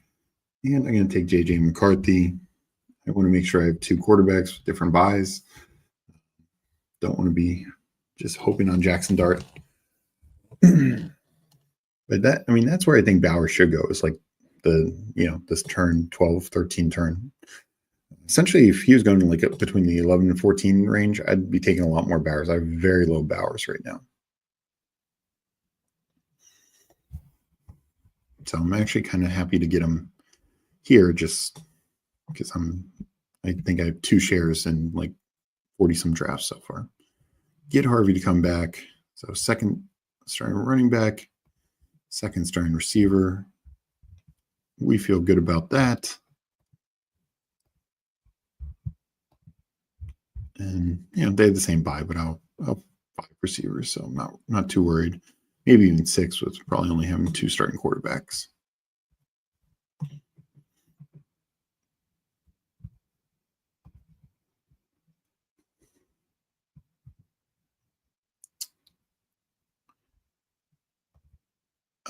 Yeah, it's borderline. Like, I think Hawkinson, Laporta, we know they have the upside if the touchdowns break their way to be like competing there. And sure, you can make the same case for like Andrews, and Ingram will probably have the volume. Will you get the touchdowns?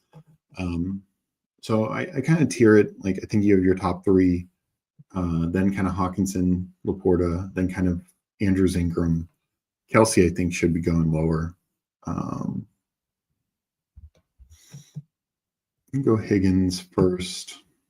Not really high in Quinshon. I'm going to pull up Shuck. I feel, I need to compete a little bit with the Jaden team.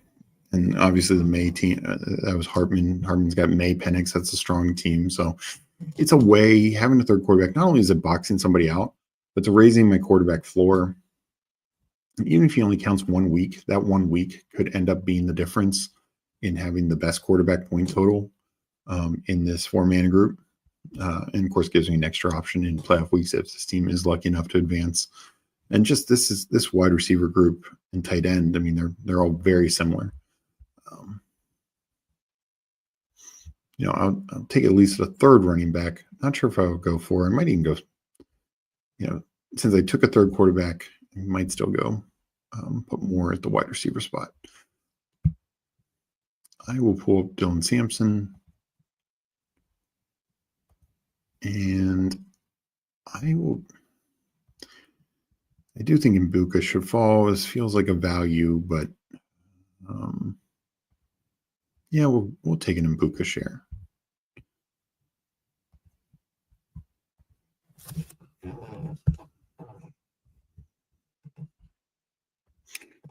Double tap quarterback, be evil.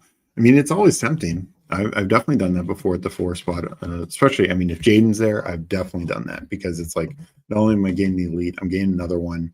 Now everyone else is going to rush to get quarterbacks. It can make things, it can create chaos for sure.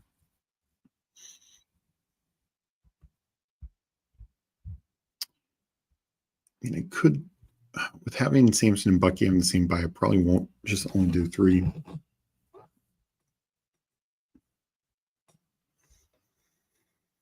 I think Jalen Wright. I think he'll have enough of a role. That's so crazy. So many guys have the week 9 buy. And then I'm going to take Pat Bryant, just part of the stack. And, need a non-week 8 buy. So, I don't think this is like the best build of all. This is obviously sharp room, tough room. Nobody, I think, like totally dumped quarterback.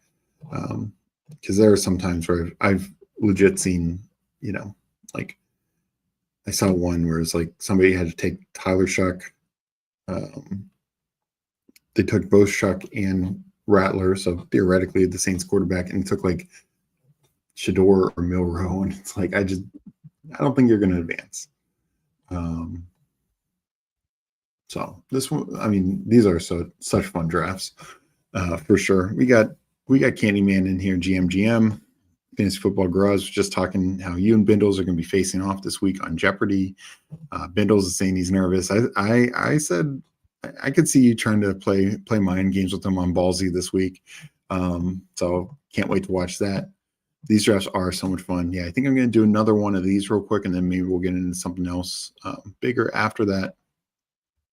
So let's get out of this. Get another of these rookie sophomores going. I mentioned this, I think last night or 2 nights ago on with Meg. I'm really glad they brought back rookie sophomore, also changed the price point. But I'm really glad they did it after not just the draft, so we know landing spots, but also after the schedule release, so we know bye weeks. I mean, last year, I know I had multiple teams fail because I took a 0 quarterback because all my quarterbacks had the same bye week, week 14. So that was not fun. So I'm glad they changed it around this year. So I will enter another one. We'll do it at 232. That worked last time to get a couple of you in. We'll try it again. So again, 132, etc. So hopefully we can get some more people in. But yeah, these are super fun, and it is. Yeah, only one of us can advance, but it's 1 of 4, so it's 25% advance rate. Good advance rates, 1 of 8, 1 of 7. 200 seed final. We are entering now. One more to go.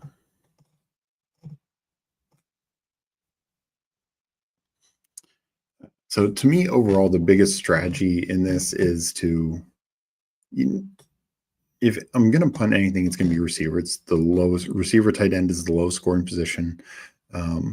And it is the deepest position. So I get the 4 spot again. Hartman gets back in here. So hopefully we can turn this into, I don't recognize any other names. If there are, let us know. Otherwise, let's hope Hartman and I can turn this into a 1 versus 2 head-to-head battle. Obviously, it would be easier to do if it was Genty versus Daniels, because the thing with the running back is you essentially have 3 kind of clear starters. Hampton, a little bit. I honestly think you can make the case Caleb is just a much better floor than Harvey and Henderson, though. Wouldn't be surprised if one or both of them end up outscoring him during the season. It's just I think Caleb has a better floor, and I think Scatterboo has a pretty good floor as well. But it's kind of like you have, 7 backs or 8. So, and I've done the Scatterboo and Tracy before, doing both just to get the Giants room. But after that, maybe Sampson, maybe Judkins. Then it's like Braylon Allen, Garendo. These like number 2 backs you're hoping on.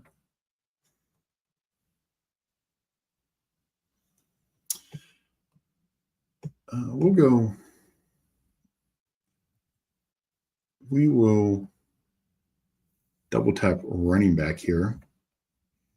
And I've done this before just to mix it up. And potentially we'll see what the room does. But you can make the case to just do that with 2 different buys and be done at running back, because the 2 really high volume guys are just tack on 1 guy in the 12th round. So we'll see. I mean, if there's like a screaming value of Henderson, or something like that at some point, I'll take it. But just an interesting way you can approach it for sure.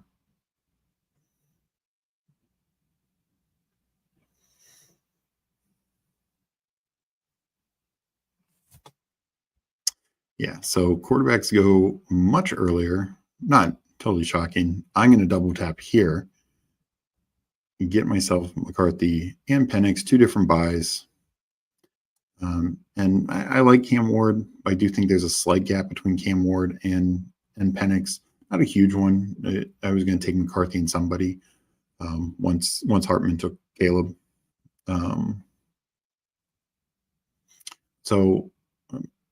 maybe I'm tacking on a third quarterback, but I'm really strong at these two positions. I'm just going to throw volume at receiver, probably going to do like 7 receivers.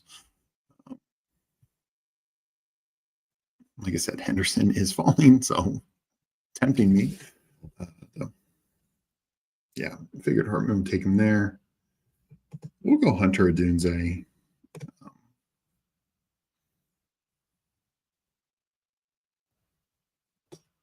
Because I do think after Pearsall and Golden, then the receivers take a little bit of a gap. I mean, guys like Higgins and Burden, Coleman, Harris are all stars as are the tight ends, so they're fine.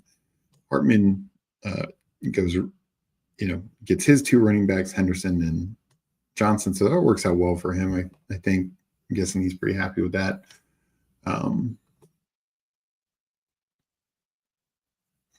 So far it looks like this room is playing it pretty good at, well, this is Rip to one spot. Oh yeah, did he not get a quarterback? Scatterboo. I think Hartman did that on purpose. We'll take Trey Harris first.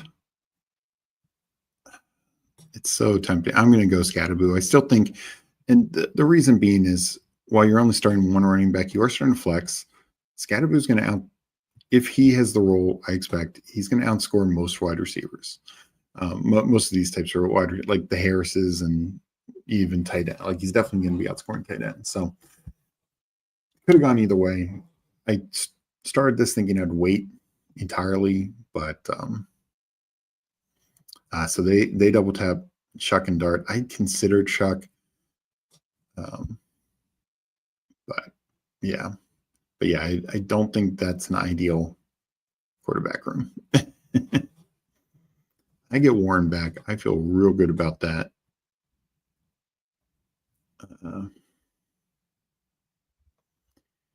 I'll take Kyle Williams. I'm going to be throwing volume at receiver. It's only doing 2 quarterbacks. And I think probably only 3 running backs. So receiver is going to be a volume thing. And I mean, I actually feel decent with my wide receiver room. And we'll see what falls back. Will Steve get a diss track made about him before kickoff? We'll see. Hopefully not. But no, I try and keep things positive, even when I'm, more critical of a different build concept or idea. Like I do believe any way can work. Well, maybe not having your quarterback Shuck and Dart in this format, but I really don't try to be negative. I think adding positivity. Hartman gets Sampson. I was considering him. Yeah, I'm going to go 7 receivers here. I'm going to go. I don't take a lot of Leggett, but I feel like he's a spike week guy potentially. And then honestly, I'm going to just take 2 spike week guys, 2 second-year guys. Maybe they get some upside, some play. Feel my top 5 receivers can carry me a lot. So let's take 2 shots on it. I have 3 different likely starting running backs, different buys. I'm probably good there. And then the 2 starting quarterbacks. So, I think these are going quick. They're fun. I think I'm going to do one more, and then maybe we'll do one more draft. We'll do like one more bigger draft after this.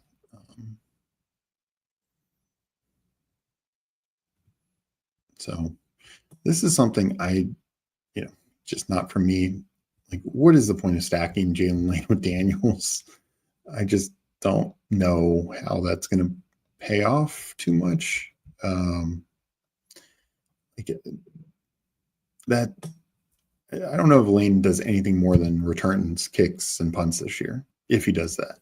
So not sure it's going to add a lot to your upside. So that one ended. Let's do one more of these rookie sophomores. I'm trying to get the, pretty good volume on these. I'm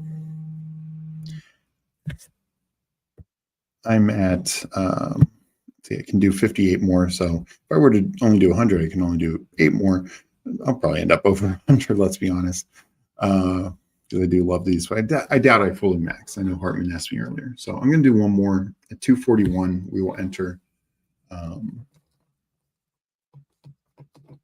So you get 141 Eastern or Central, etc. But I love this format. Really glad they brought it out. I don't think they'll do like a second rookie sophomore, but it is filling at a pretty good rate.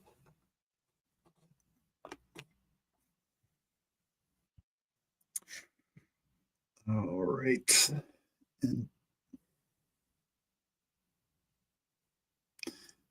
this seems like the longest minute ever.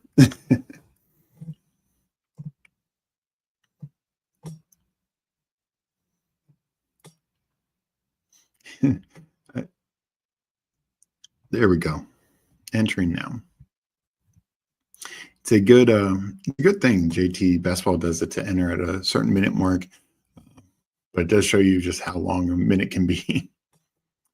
Based on Meg's ranks, do you believe like she does that? Has 2-1 bad game away from being in the CFL.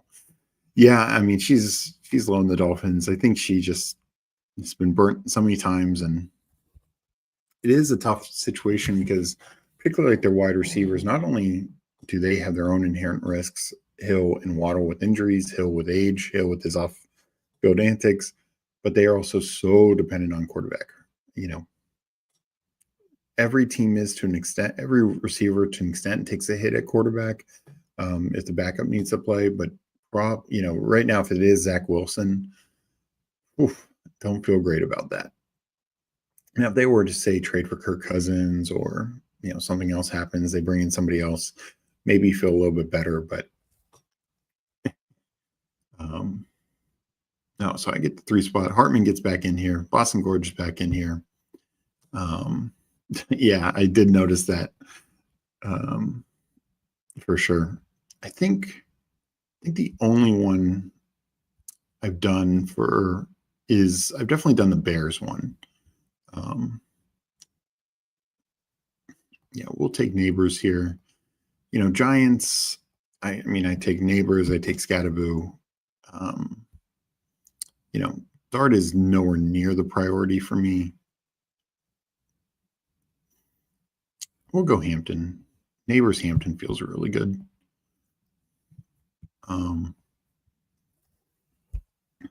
Panthers, definitely not 4. Like I've definitely done like Tet and JT Sanders, or I think I did do one like Tet Leggett. Let's see, back on the clock. Bo Nix does come back, and that feels nice.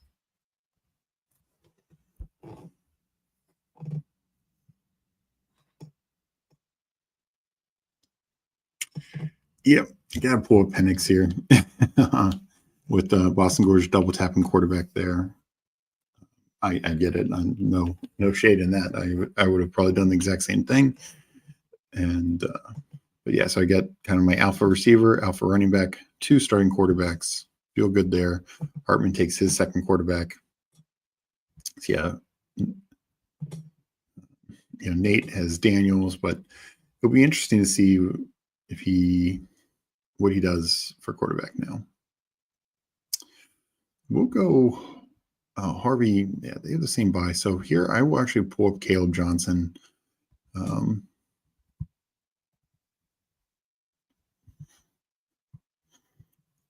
Because I know one of these receivers are getting to me, and I feel good about that. I'll just go. Yeah, no, I didn't get. If I had Caleb, I would have taken Adunze over Hunter, but I'm going to go Hunter too. The 2 explosive, fun receivers and Neighbors and Hunter to start. Love that start.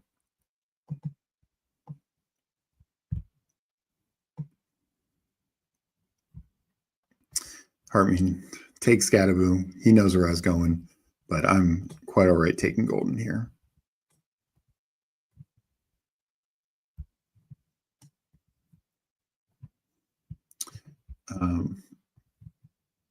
Katie, man, I can't remember if you said on your stream last night, are you doing any of the Badge Bros stuff?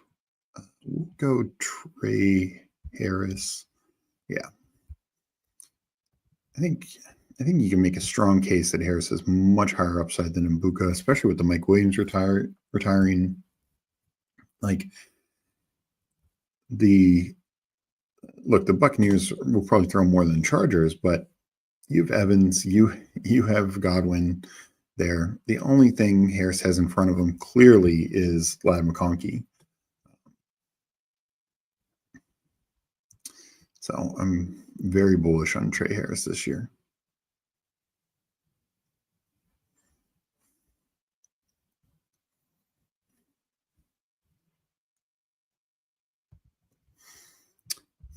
I'll tack on the third quarterback here.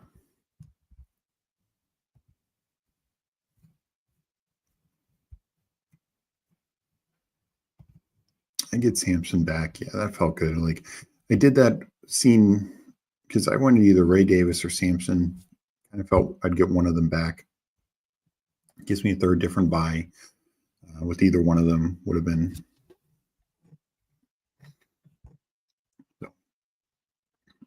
So getting the third quarterback, just giving me the extra outs. Also, Nate is now struggling. Like if Dart doesn't start till the very end, he could be taking a 0.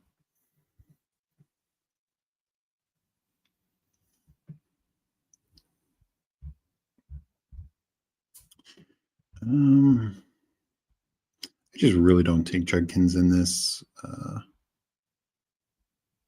Go Will Shipley. Probably have more Braylon Allen and Shipley, so just trying to balance the exposures there.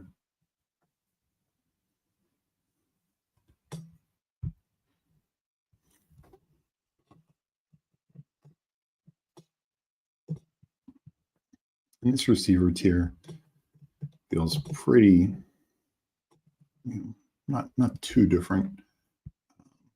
I'm definitely going to go Pat Bryant, though. I like him the best. A lot of times I'll take one of the starting tight ends because I think there's good projectable points there. But Pat Bryant with the stack there feels really good.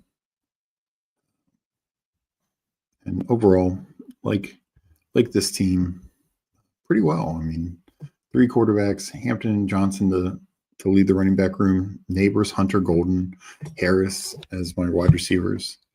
Yeah, it feels good. So Dart was available for Nate potentially to still have. I didn't know if somebody else would take him just to totally box him out at quarterback, which would have been very possible. I'm assuming that's who Nate went. Let me double check. But yeah, you do run the risk there. If you're only going 2 quarterbacks and Dart being one of them, you run a legitimate risk of taking a 0 there. So I only take Dart in 3 quarterback builds when my first 2 quarterbacks have the buys covered. No, he doesn't even take Dart. Just going, not even hoping for the outcome that Dart is starting week 12. I don't see it going well. I just don't. I mean, let me know what you guys think, but I don't see how taking a 0 at quarterback is going to have any prayer of advancing. We got our guy Chad Candles in here. How's it going, Chad? I talked about when I did rookie sophomore earlier, and Tyler, how you were on with Tyler yesterday, and we were in the same room, and I kind of bullied you guys at quarterback, and kind of running the same risk, like potentially taking a 0 quarterback unless Dart starts earlier. So didn't mean to offend your team. But I do think, there's times where maybe you could advance with taking a 0, but it's just very small. And that's just not a risk I'm going to take. Exactly. And that's the other thing is your quarterback's your high scoring position. And, in regular contests, it's competing against 2 running backs, 3 receivers, a tight end, and a flex who's primarily a running back or a tight end or a receiver. And so if you end up taking a 0 in normal, whether you have 2 of the same buys or just, your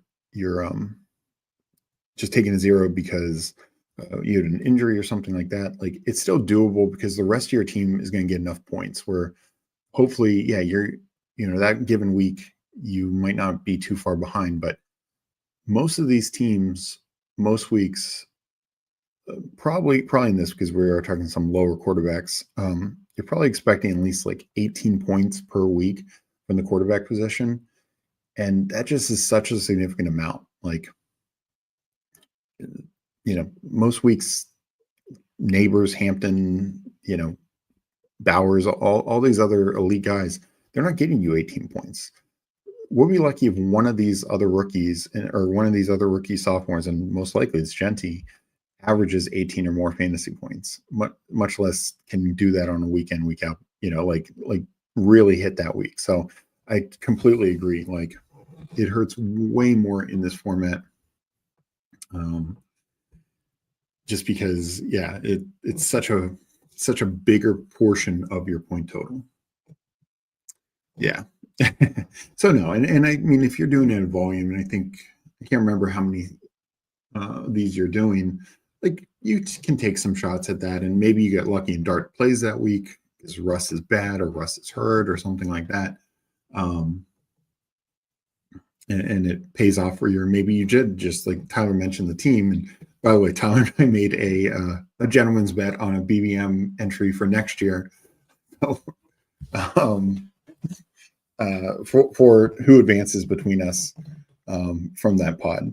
But anyways, no, it's a fun format. But I do think bowling at quarterback is absolutely the right thing to do. So let's get back into a regular draft. What are people thinking? Like, want to do first, just out of curiosity, let's see where the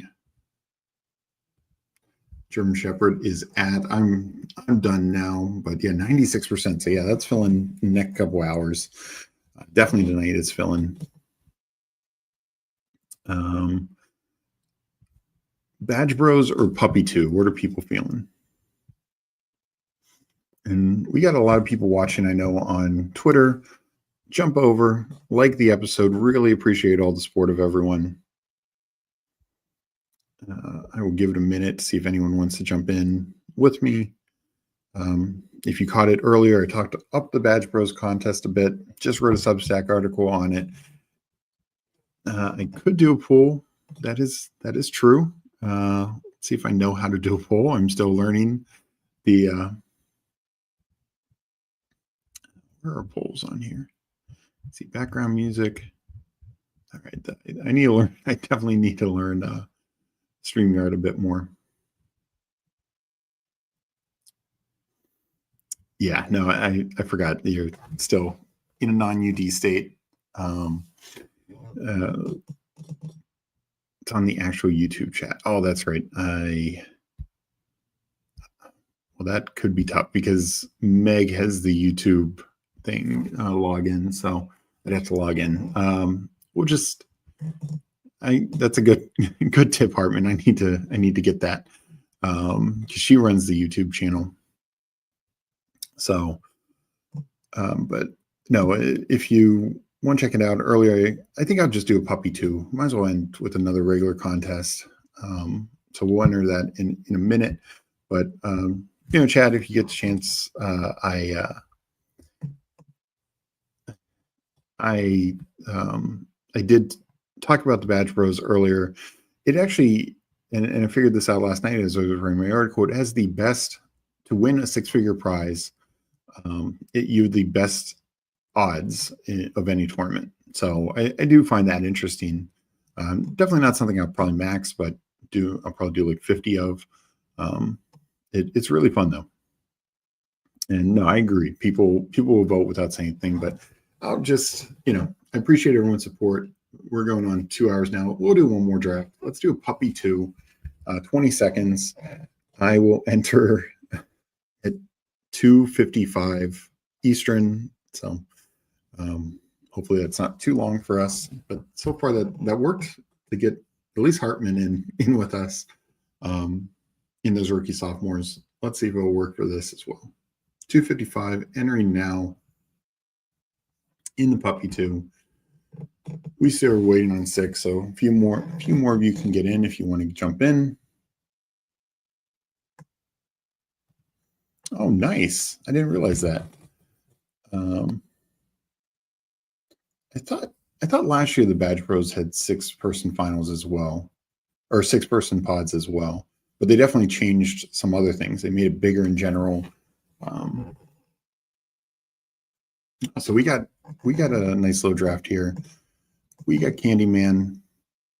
We got King of QC. We got Op Luke. Boston Gorge again. Guess Hartman. Sorry if you tried to get in, didn't get in. But no, this should be a good draft. Oh, that's right. I always forget your name. Best ball and call. Sorry about that. You're in the 11th spot. Teak A144. So you get my mind back in regular drafts since I did some Superflex this morning before I jumped on stream as I was finalizing that. And I've been doing a lot of rookie, sophomore, and Badge Bros. So definitely been a bit since I've done a fast regular. Well, I did a couple nights ago, but got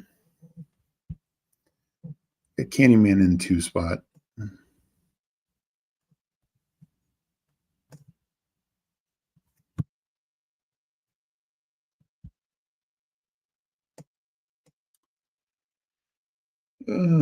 Let's see here.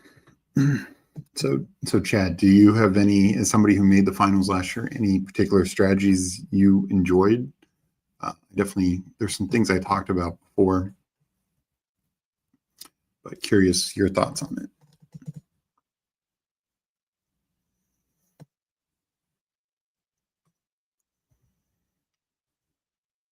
I'm pretty much taking McCaffrey anytime he's there at 7. Not really pulling him up to the top 6, but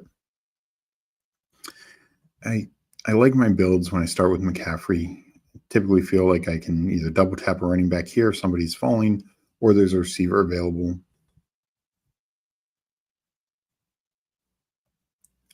Gotcha.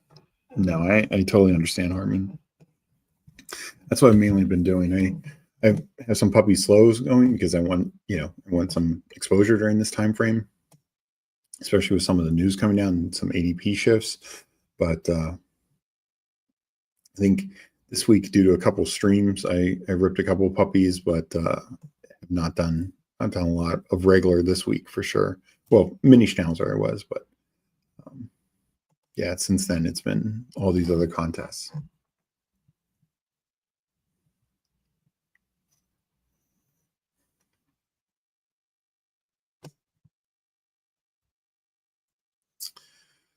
So I will go Lad. I mean, nothing too crazy. You can typically get Lad coming back with McCaffrey.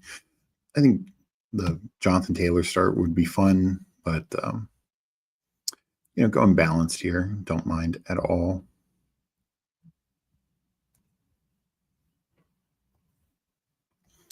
And you go back and look at it, the team that made it. The people often seem to have stronger play takes there, and you can get some crazy super teams. Yeah, I mean, that's the point that I was making is every team's going to be a super team, so don't be afraid to get a little unique, little different. And the one I did earlier, I did 4 quarterbacks, even with taking Burrow. I still, love the rest of the team. I did only 6 receivers, 2 tight ends. I did 6 receivers because, my top 4 receivers are just, insane, crazy good.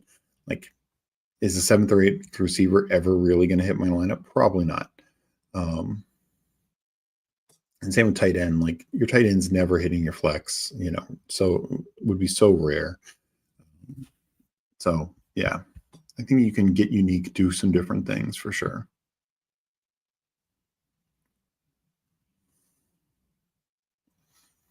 And yeah, we're not betting our teams on uncertain players, like uncertain situations,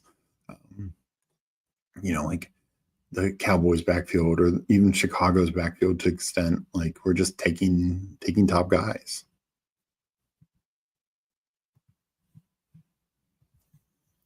So coming up in 4.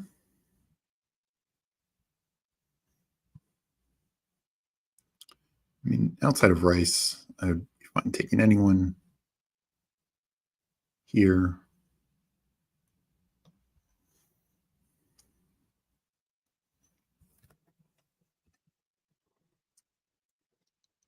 Keenan QC, he went 2 running backs.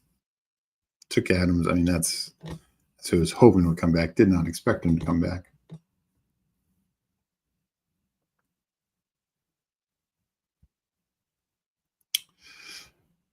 I'm going to take Lamar. I really want to be kind of at least 8%. If not, I don't think I'm going to be crazy high in any of the elite quarterbacks because I want to have balance on them. But I kind of want to be at least 8 to 12% on all 5 of the top quarterbacks.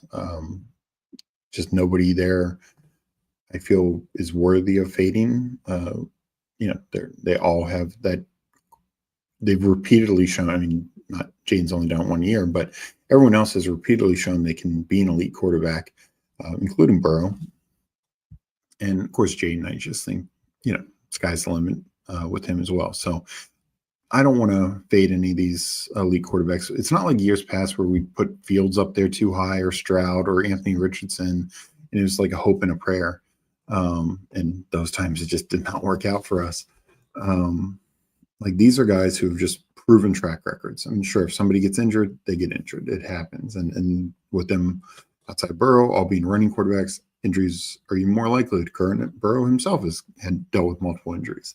But when these guys are healthy, they are studs.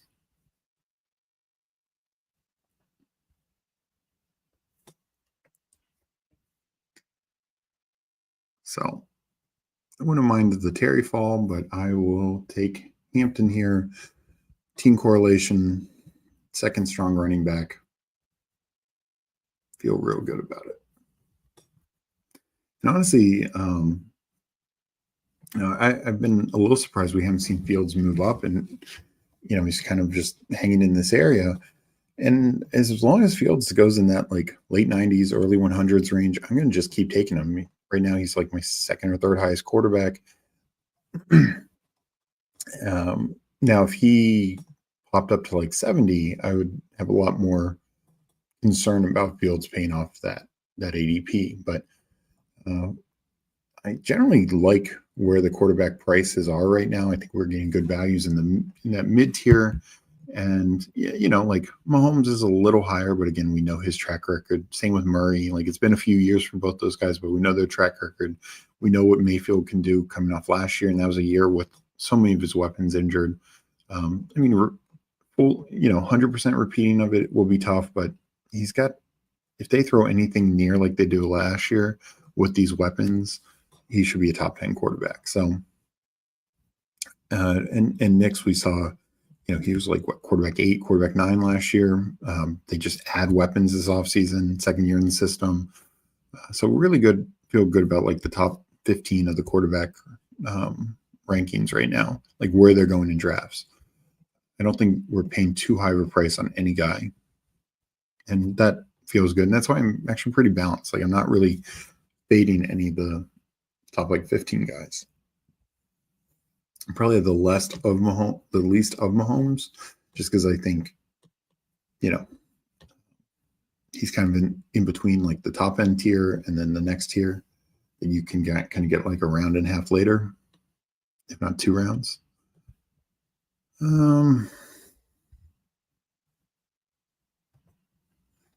Yeah, I'll go Travis Hunter.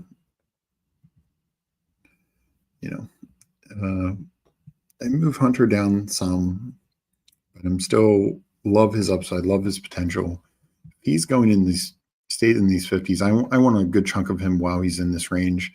We could obviously see as it clarifies more, he's going to be, and this was talked about, and we've mentioned this before, even on Fanspeak, is people are going to so worry about his snap share. What we really need to worry about is his route share and target share, because he might miss, let's say he only plays 70% of offensive snaps, but he plays 90% of passing snaps. Like then that's no real different than Brian Thomas, who might play 90% of passing snaps, even though he's playing 90% of total snaps. It might not be that drastic of a difference. And 90% passing snaps might be high end, but if he's out there 70-80% passing snaps, what does it matter if he's missing a few running routes or a few of those option routes? I think he's going to be involved anywhere near the red zone. Maybe not on actual goal line plays, but they're not going to pass a lot those plays to begin with. So 1-2-2 start.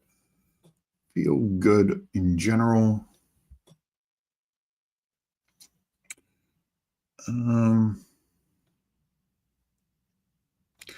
I don't have a lot of Swift. I don't love the click, but I do need to balance him a little bit.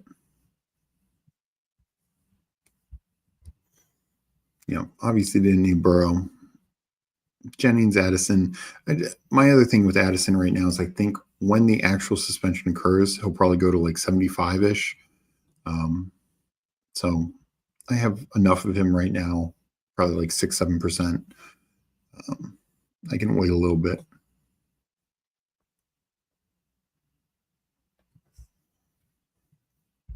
So up in 9. Let's go to the board.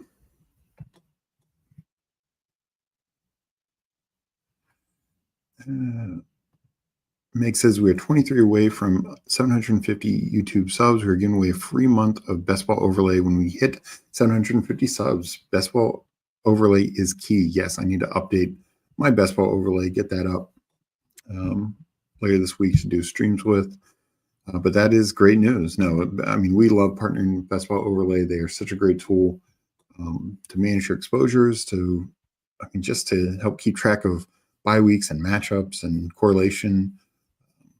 It's just such a good, fun tool, especially if you're playing at volume. Highly recommend it for anyone. And you can use the code Fanspeak to get 25% off your Best Ball Overlay subscription.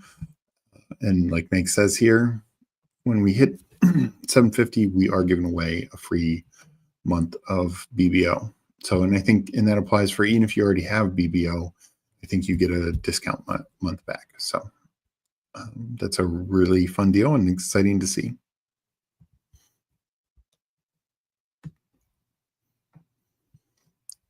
Coming up into, let's see what King QC does. Going receiver, but I'll get one of these three.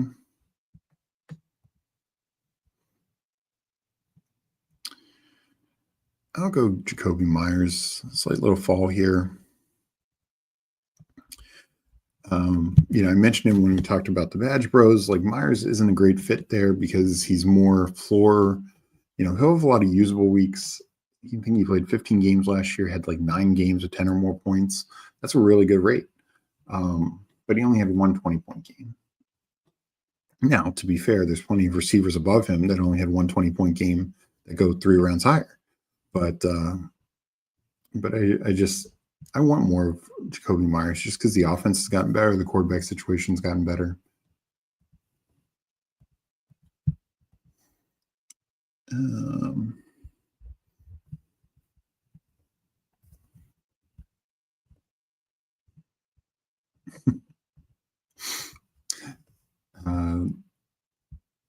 BPL. Yeah, that's one thing you could do. Let's see, coming up in 3 picks. I'd love if Mbuka or Pittman are there. If not, I might just go Brian Robinson. Maybe pull up Cup, but don't love it.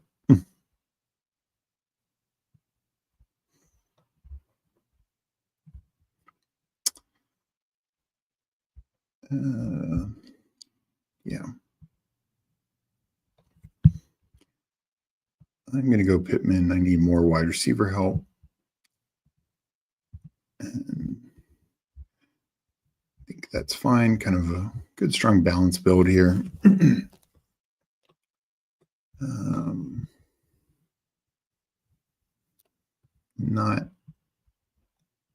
Not needing to tap into a second quarterback just yet. have some options with a few of these guys for sure. We're coming up in 10 picks, so we'll see. Maybe hit up another receiver before it really dries up. Maybe grab a tight end. I do like to stack Andrews with Lamar when I can. So if he's there, that would definitely be in the mix.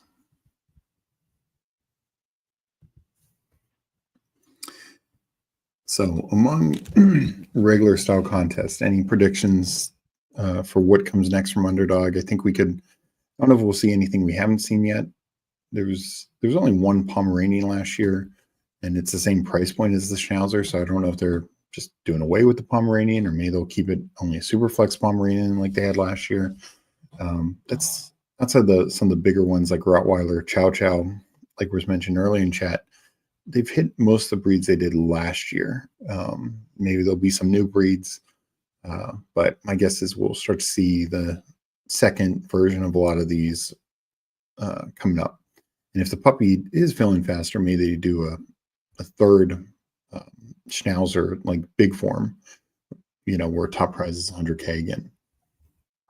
So it'll be interesting to see. But I'm kind of expecting 2 to 3 things drop a week from here on out. With the rate that they're filling at, I think that makes sense.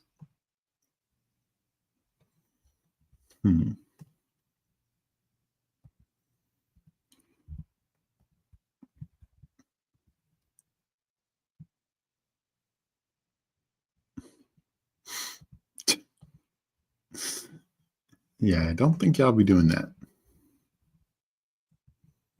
So Andrews and Coleman goes. That's disappointing.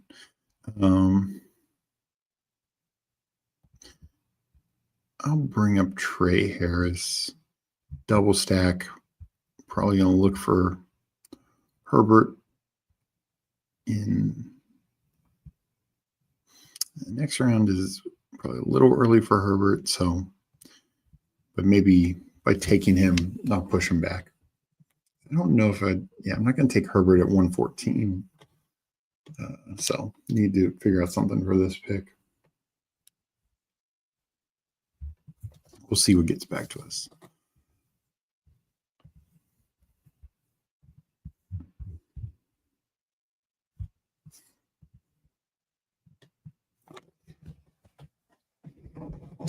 So yeah, no, my guess is I think Poodle is typically kind of a good balance, like $7, 20 max. Like things like the Pug, which actually took one of the longest to fill among their non-single entries. Hound Dog filled in exceedingly quick. That was only a 5 max. So I'm not sure if they'll do that again. I don't think they'll do a German Shepherd 2 coming up right off the heels of Superflex 2. So my guess would be Poodle 2, but we'll see what they have in store. Could see like a Pitbull 2. That filled really quick. And I do think I would not be surprised with how quickly the Bulldog 2 filled. And I know, Chad, if you're still in here, you're being in a non-underdog state, that had to be tough. Because you didn't even have a chance to get in on that one.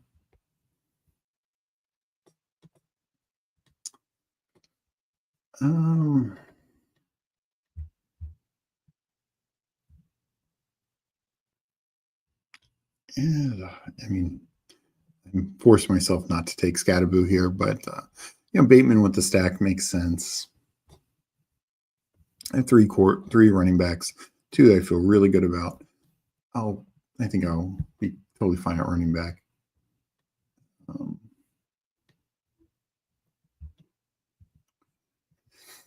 And Drake May is always an option. He's a fun number 2 quarterback, though I don't have any like stack going there or anything like that, or even bring back. Yeah, no, I mean it's feeling like initially the New York thing, and then I think even some of the California stuff in June, and knock on wood, hopefully that is not going to be an issue for you, Hartman. Slowed down them releasing some things, but yeah, they've filled so much so far, and just so quickly. Like, this puppy is going to be essentially 2 weeks, or a little more than that probably, but I think it was what, Tuesday 2 weeks ago, or like this Tuesday would be 2 weeks. Maybe it was Thursday whatever. His came out before the Dalmatian. I know that. But no, overall, like even their higher dollar stuff. The only thing what was shocking was how long the Greyhound took to fill. That one surprised me because that is one of the best advance rates. I know it's fast only, and I think that was an issue. But yeah, these other tournaments are just filling it. Or the Dalmatian in like 4 or 5 days, Bulldog in less than a day. Just absolutely wild, even for higher dollar stuff. The Pitbull was what, a week for a $20, and that was a much bigger tournament, 10 max. So yeah, I'm not going to try and push it. I'll just happily take Herbert. You can make the case to push it since I have his 2 stacking guys, but or actually all 3. But because I have all 3, I just don't want to risk it. I like Warren, Kirk's fine, but Loveland. But is it worth the risk? Probably not. Especially Herbert doesn't ensure I'm only doing 2 quarterbacks, but I feel really good about only doing 2 quarterbacks if I'm doing Lamar Herbert. So let's see what we can do. Probably looking at tight end when it comes back around, but could definitely go back to running back.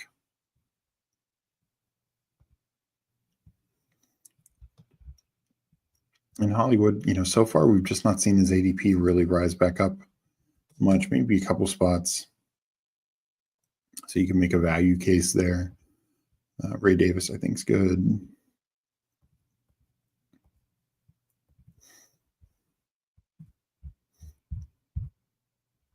Could double tap the likely.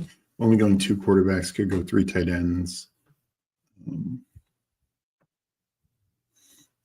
Sometimes you can push likely. He definitely falls some, especially since I have Lamar.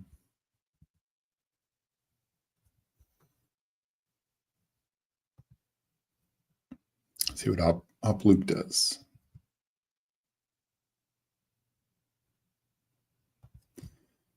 Yeah, I'm going to go Ray Davis here.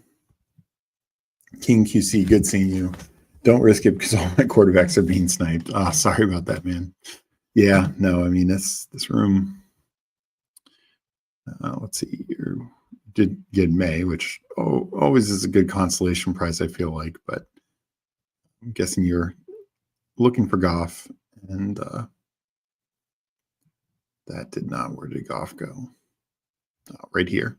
Yeah. Yep. Yeah, so I get it. Point up Stafford as well. Where did then you? Yeah. So I mean, May, Stafford, and Stafford stacked up. That feels good. And the Gibbs Bucky start always feels good for that double anchor, and then hit up some satellite guy like Warren, upside play like Tootin. That's nice.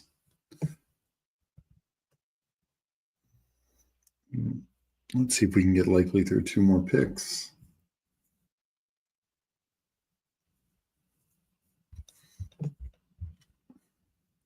Plenty of other tight ends if we need to go that later. But feeling pretty good about this team.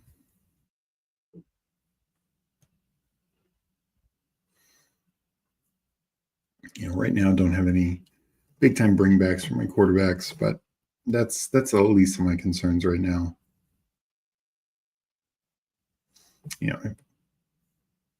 Like a Jags Colts thing, and but now double. Excuse me.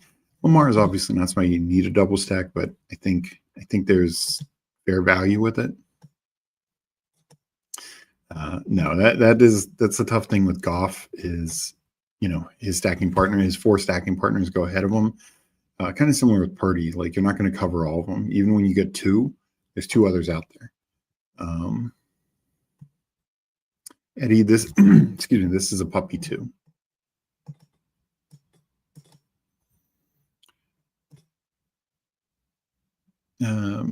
Leo says, I've seen Nelson Sousa pick Travis Etienne twice in back-to-back drafts and way early. Now I'm worried. Thought Tootin was a shiny new toy. I mean, I'm more Etienne than Tootin. I think Etienne definitely has the role early, and Tootin could work his way in. But to me, he's just an upside play, and you have Bigsby who just goes behind him. So it's tough. I think Etienne fits Liam Cohen's mold the most. But Tootin was their GM's like guy, Gladstone. I mean, he famously mentioned him in the interview for the job.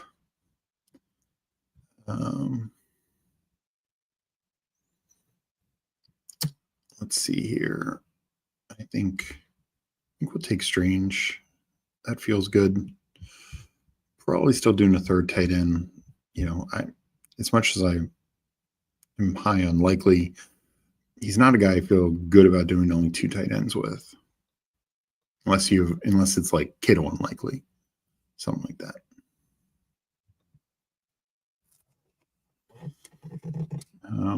You could take Roshan and just cover the Chicago backfield a little bit.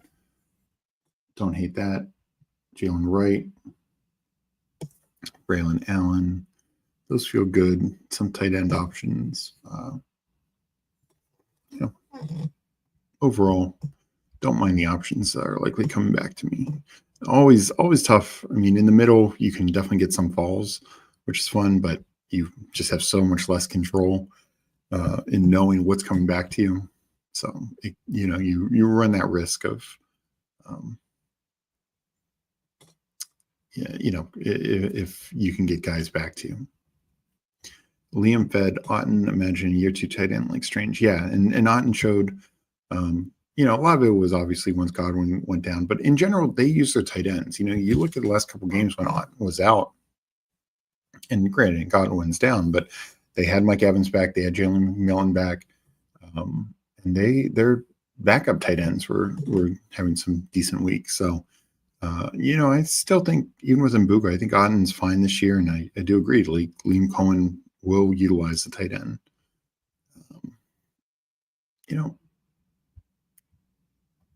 I'm going to go Roshan. I'm not sure if I'll tack on a six back or not. Typically, when I'm handcuffing, I like tacking on six backs just so I'm not feeling like, too thin. But my other, I have most of the Chicago backfield, and then three other buys. So not overstacked on any bye week. I mean, my wide receiver room, I know it's maybe not up to everyone's standard, but I mean, Bateman I consider roughly a top 100 guy as well. I know his ADP is a little lower, but 6 guys in this top 115, all ones or twos, feels really good. The only buy overlap are the 2 Chargers guys and then Hunter Myers. So I can easily get by at 7 if I need to. Let's see. Nothing great at tight end. Don't need a quarterback. A few receivers I like. No running back jumps out.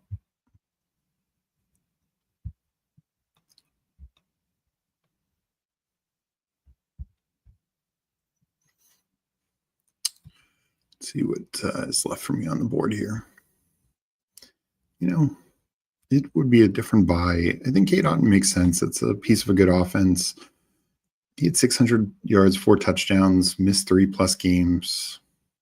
I think he'll be around the 600-yard mark again, even with the receivers. And the thing with tight ends is they, can obviously have various ranges of touchdown upside. So his same target share could equate to 8 touchdowns this year, particularly in an offense like Tampa that's going to throw a lot and be effective. Otten had 4 or 5 weeks in the middle of the season, then Bucky took over. Yeah, and that was it. I mean, it's a team with a lot of weapons, but they will have spike weeks for sure. King QC, Rogers sniped too. Oof, sounded like a rough go, King. Frank, let's see. Oh yeah, Op Luke. And that is the tough thing about like some of these late receiver or late quarterbacks. Well, he had Purdy and Penix, and Rogers, I mean, same buy, so it's not like he guess he just thought there was value there. And I do, we are hearing more and more about the 3 quarterback builds and upsides, and I'm a big believer in it. I think it helps you in multiple ways. This one I'm fine doing too, just because Lamar and Herbert feel pretty good, but I see why it's pulling up guys like Rodgers a bit more and a few others. I'm surprised Darnold's still there. I think people are just too worried about him being benched, and I don't think there's enough. I mean, honestly, there's no real smoke for that fire. So I think he's got one of the theoretical higher bench risks, but it's very minimal in the grand scheme of things.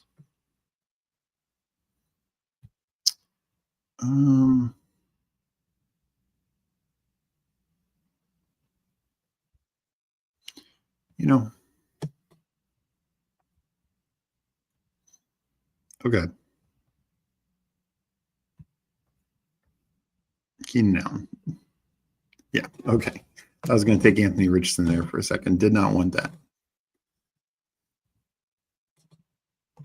Oh, we are lagging a little bit. Hopefully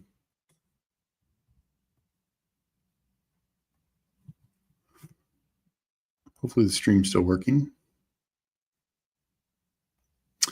Are you targeting Garendo when you draft CMC? No, I handcuff very little to begin with, particularly in 18-round drafts. Like 20-round drafts are a little different story. And when I'm taking a guy, an elite guy, I do it even more. I do it even less than that. I don't hate it, and Garendo I think is a very good handcuff back. But it's just, when you're taking a guy in first round and then taking a guy mid rounds, I get it, the theory, like ensuring you're locking up the 49ers. Running backfield, it just ends up being a little too tough for me.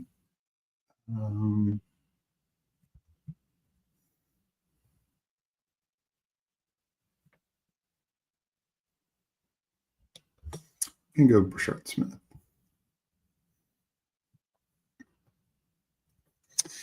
So I thought about the triple handcuff Manon guy, but no. There are a few running backs worth taking, a couple receivers, but didn't feel I needed anything drastically. So we'll see what everyone else did in this draft, and then we will answer a few questions and get on out of here. Really appreciate everyone jumping in during the afternoon. Might be doing a draft tomorrow, probably more like evening. I'll need to see what my schedule looks like. But keep an eye out on Twitter. You can follow me at Steveospeak. You can follow us at Fanspeak. Follow Meg's 08. Obviously, you can follow our Fanspeak Substack. And we of course always appreciate everyone's support. Just liking, commenting after the show. Obviously, subbing to the Fanspeak Network. As Meg mentioned earlier, we'll be giving away a free month of BBO to one of our subscribers when we get to 750, and we're almost there. So let's look. So Candyman finished. Since we're not going to go over his team, I don't think he's in the draft, but we'll go over the people in the draft. Candyman 3582, Kyler McCarthy, Love. Then a running back room of Jacobs, Kenneth Walker, Monty, Ford, so taking some Ford value there. Keaton Mitchell, receiver room. Jefferson with the anchor, waiting a few rounds, but then hitting up some guys. I mean, double tapping San Francisco. Oh, no, he didn't have Purdy. But Pickens, Stubbs, Wandale, Hopkins, Tesla, Trey McBride, and Kincaid. So 2 tight ends and McBride paired with Murray. Generally well-balanced team. Elite tight end with a mid-tier tight end. His receivers probably the thinnest, but he took 8 stabs at it. And Jefferson is kind of like his anchor there. So it's like you're, 3.5 because they're not going to hit your flex too often, and 2 shots at the 49ers room. So I like the thesis of it. And yeah, good running back room to start with some value upside later.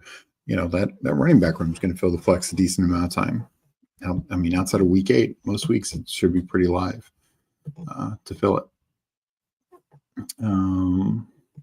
Let's see, we got King QC in here, Drake May, Matt Stafford, Sam Darnold. So he ends up with 3 quarterbacks, gets a nice fall on Darnold. No, he got sniped multiple times, but he had to take Stafford a little probably earlier than he wanted to ensure he got somebody stacked. But it does feel good to get almost 2 rounds on a guy. 21 picks is huge. Gibbs, Bucky, double anchor there. 3 more shots at it. Some rookies late.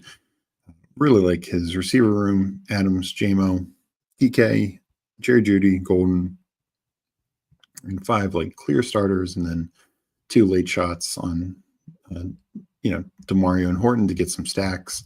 And both could end up playing well. I'm more MVS than Horton, but it's the same thesis. Same idea. And then 3 tight ends: Andrews, Hunter, Jonnu. That's a very solid tight end room. I think Jonnu's, still falling. Just such a crazy price you're getting on Jonnu. And Hunter also stacked, so he was able to double stack that. And we had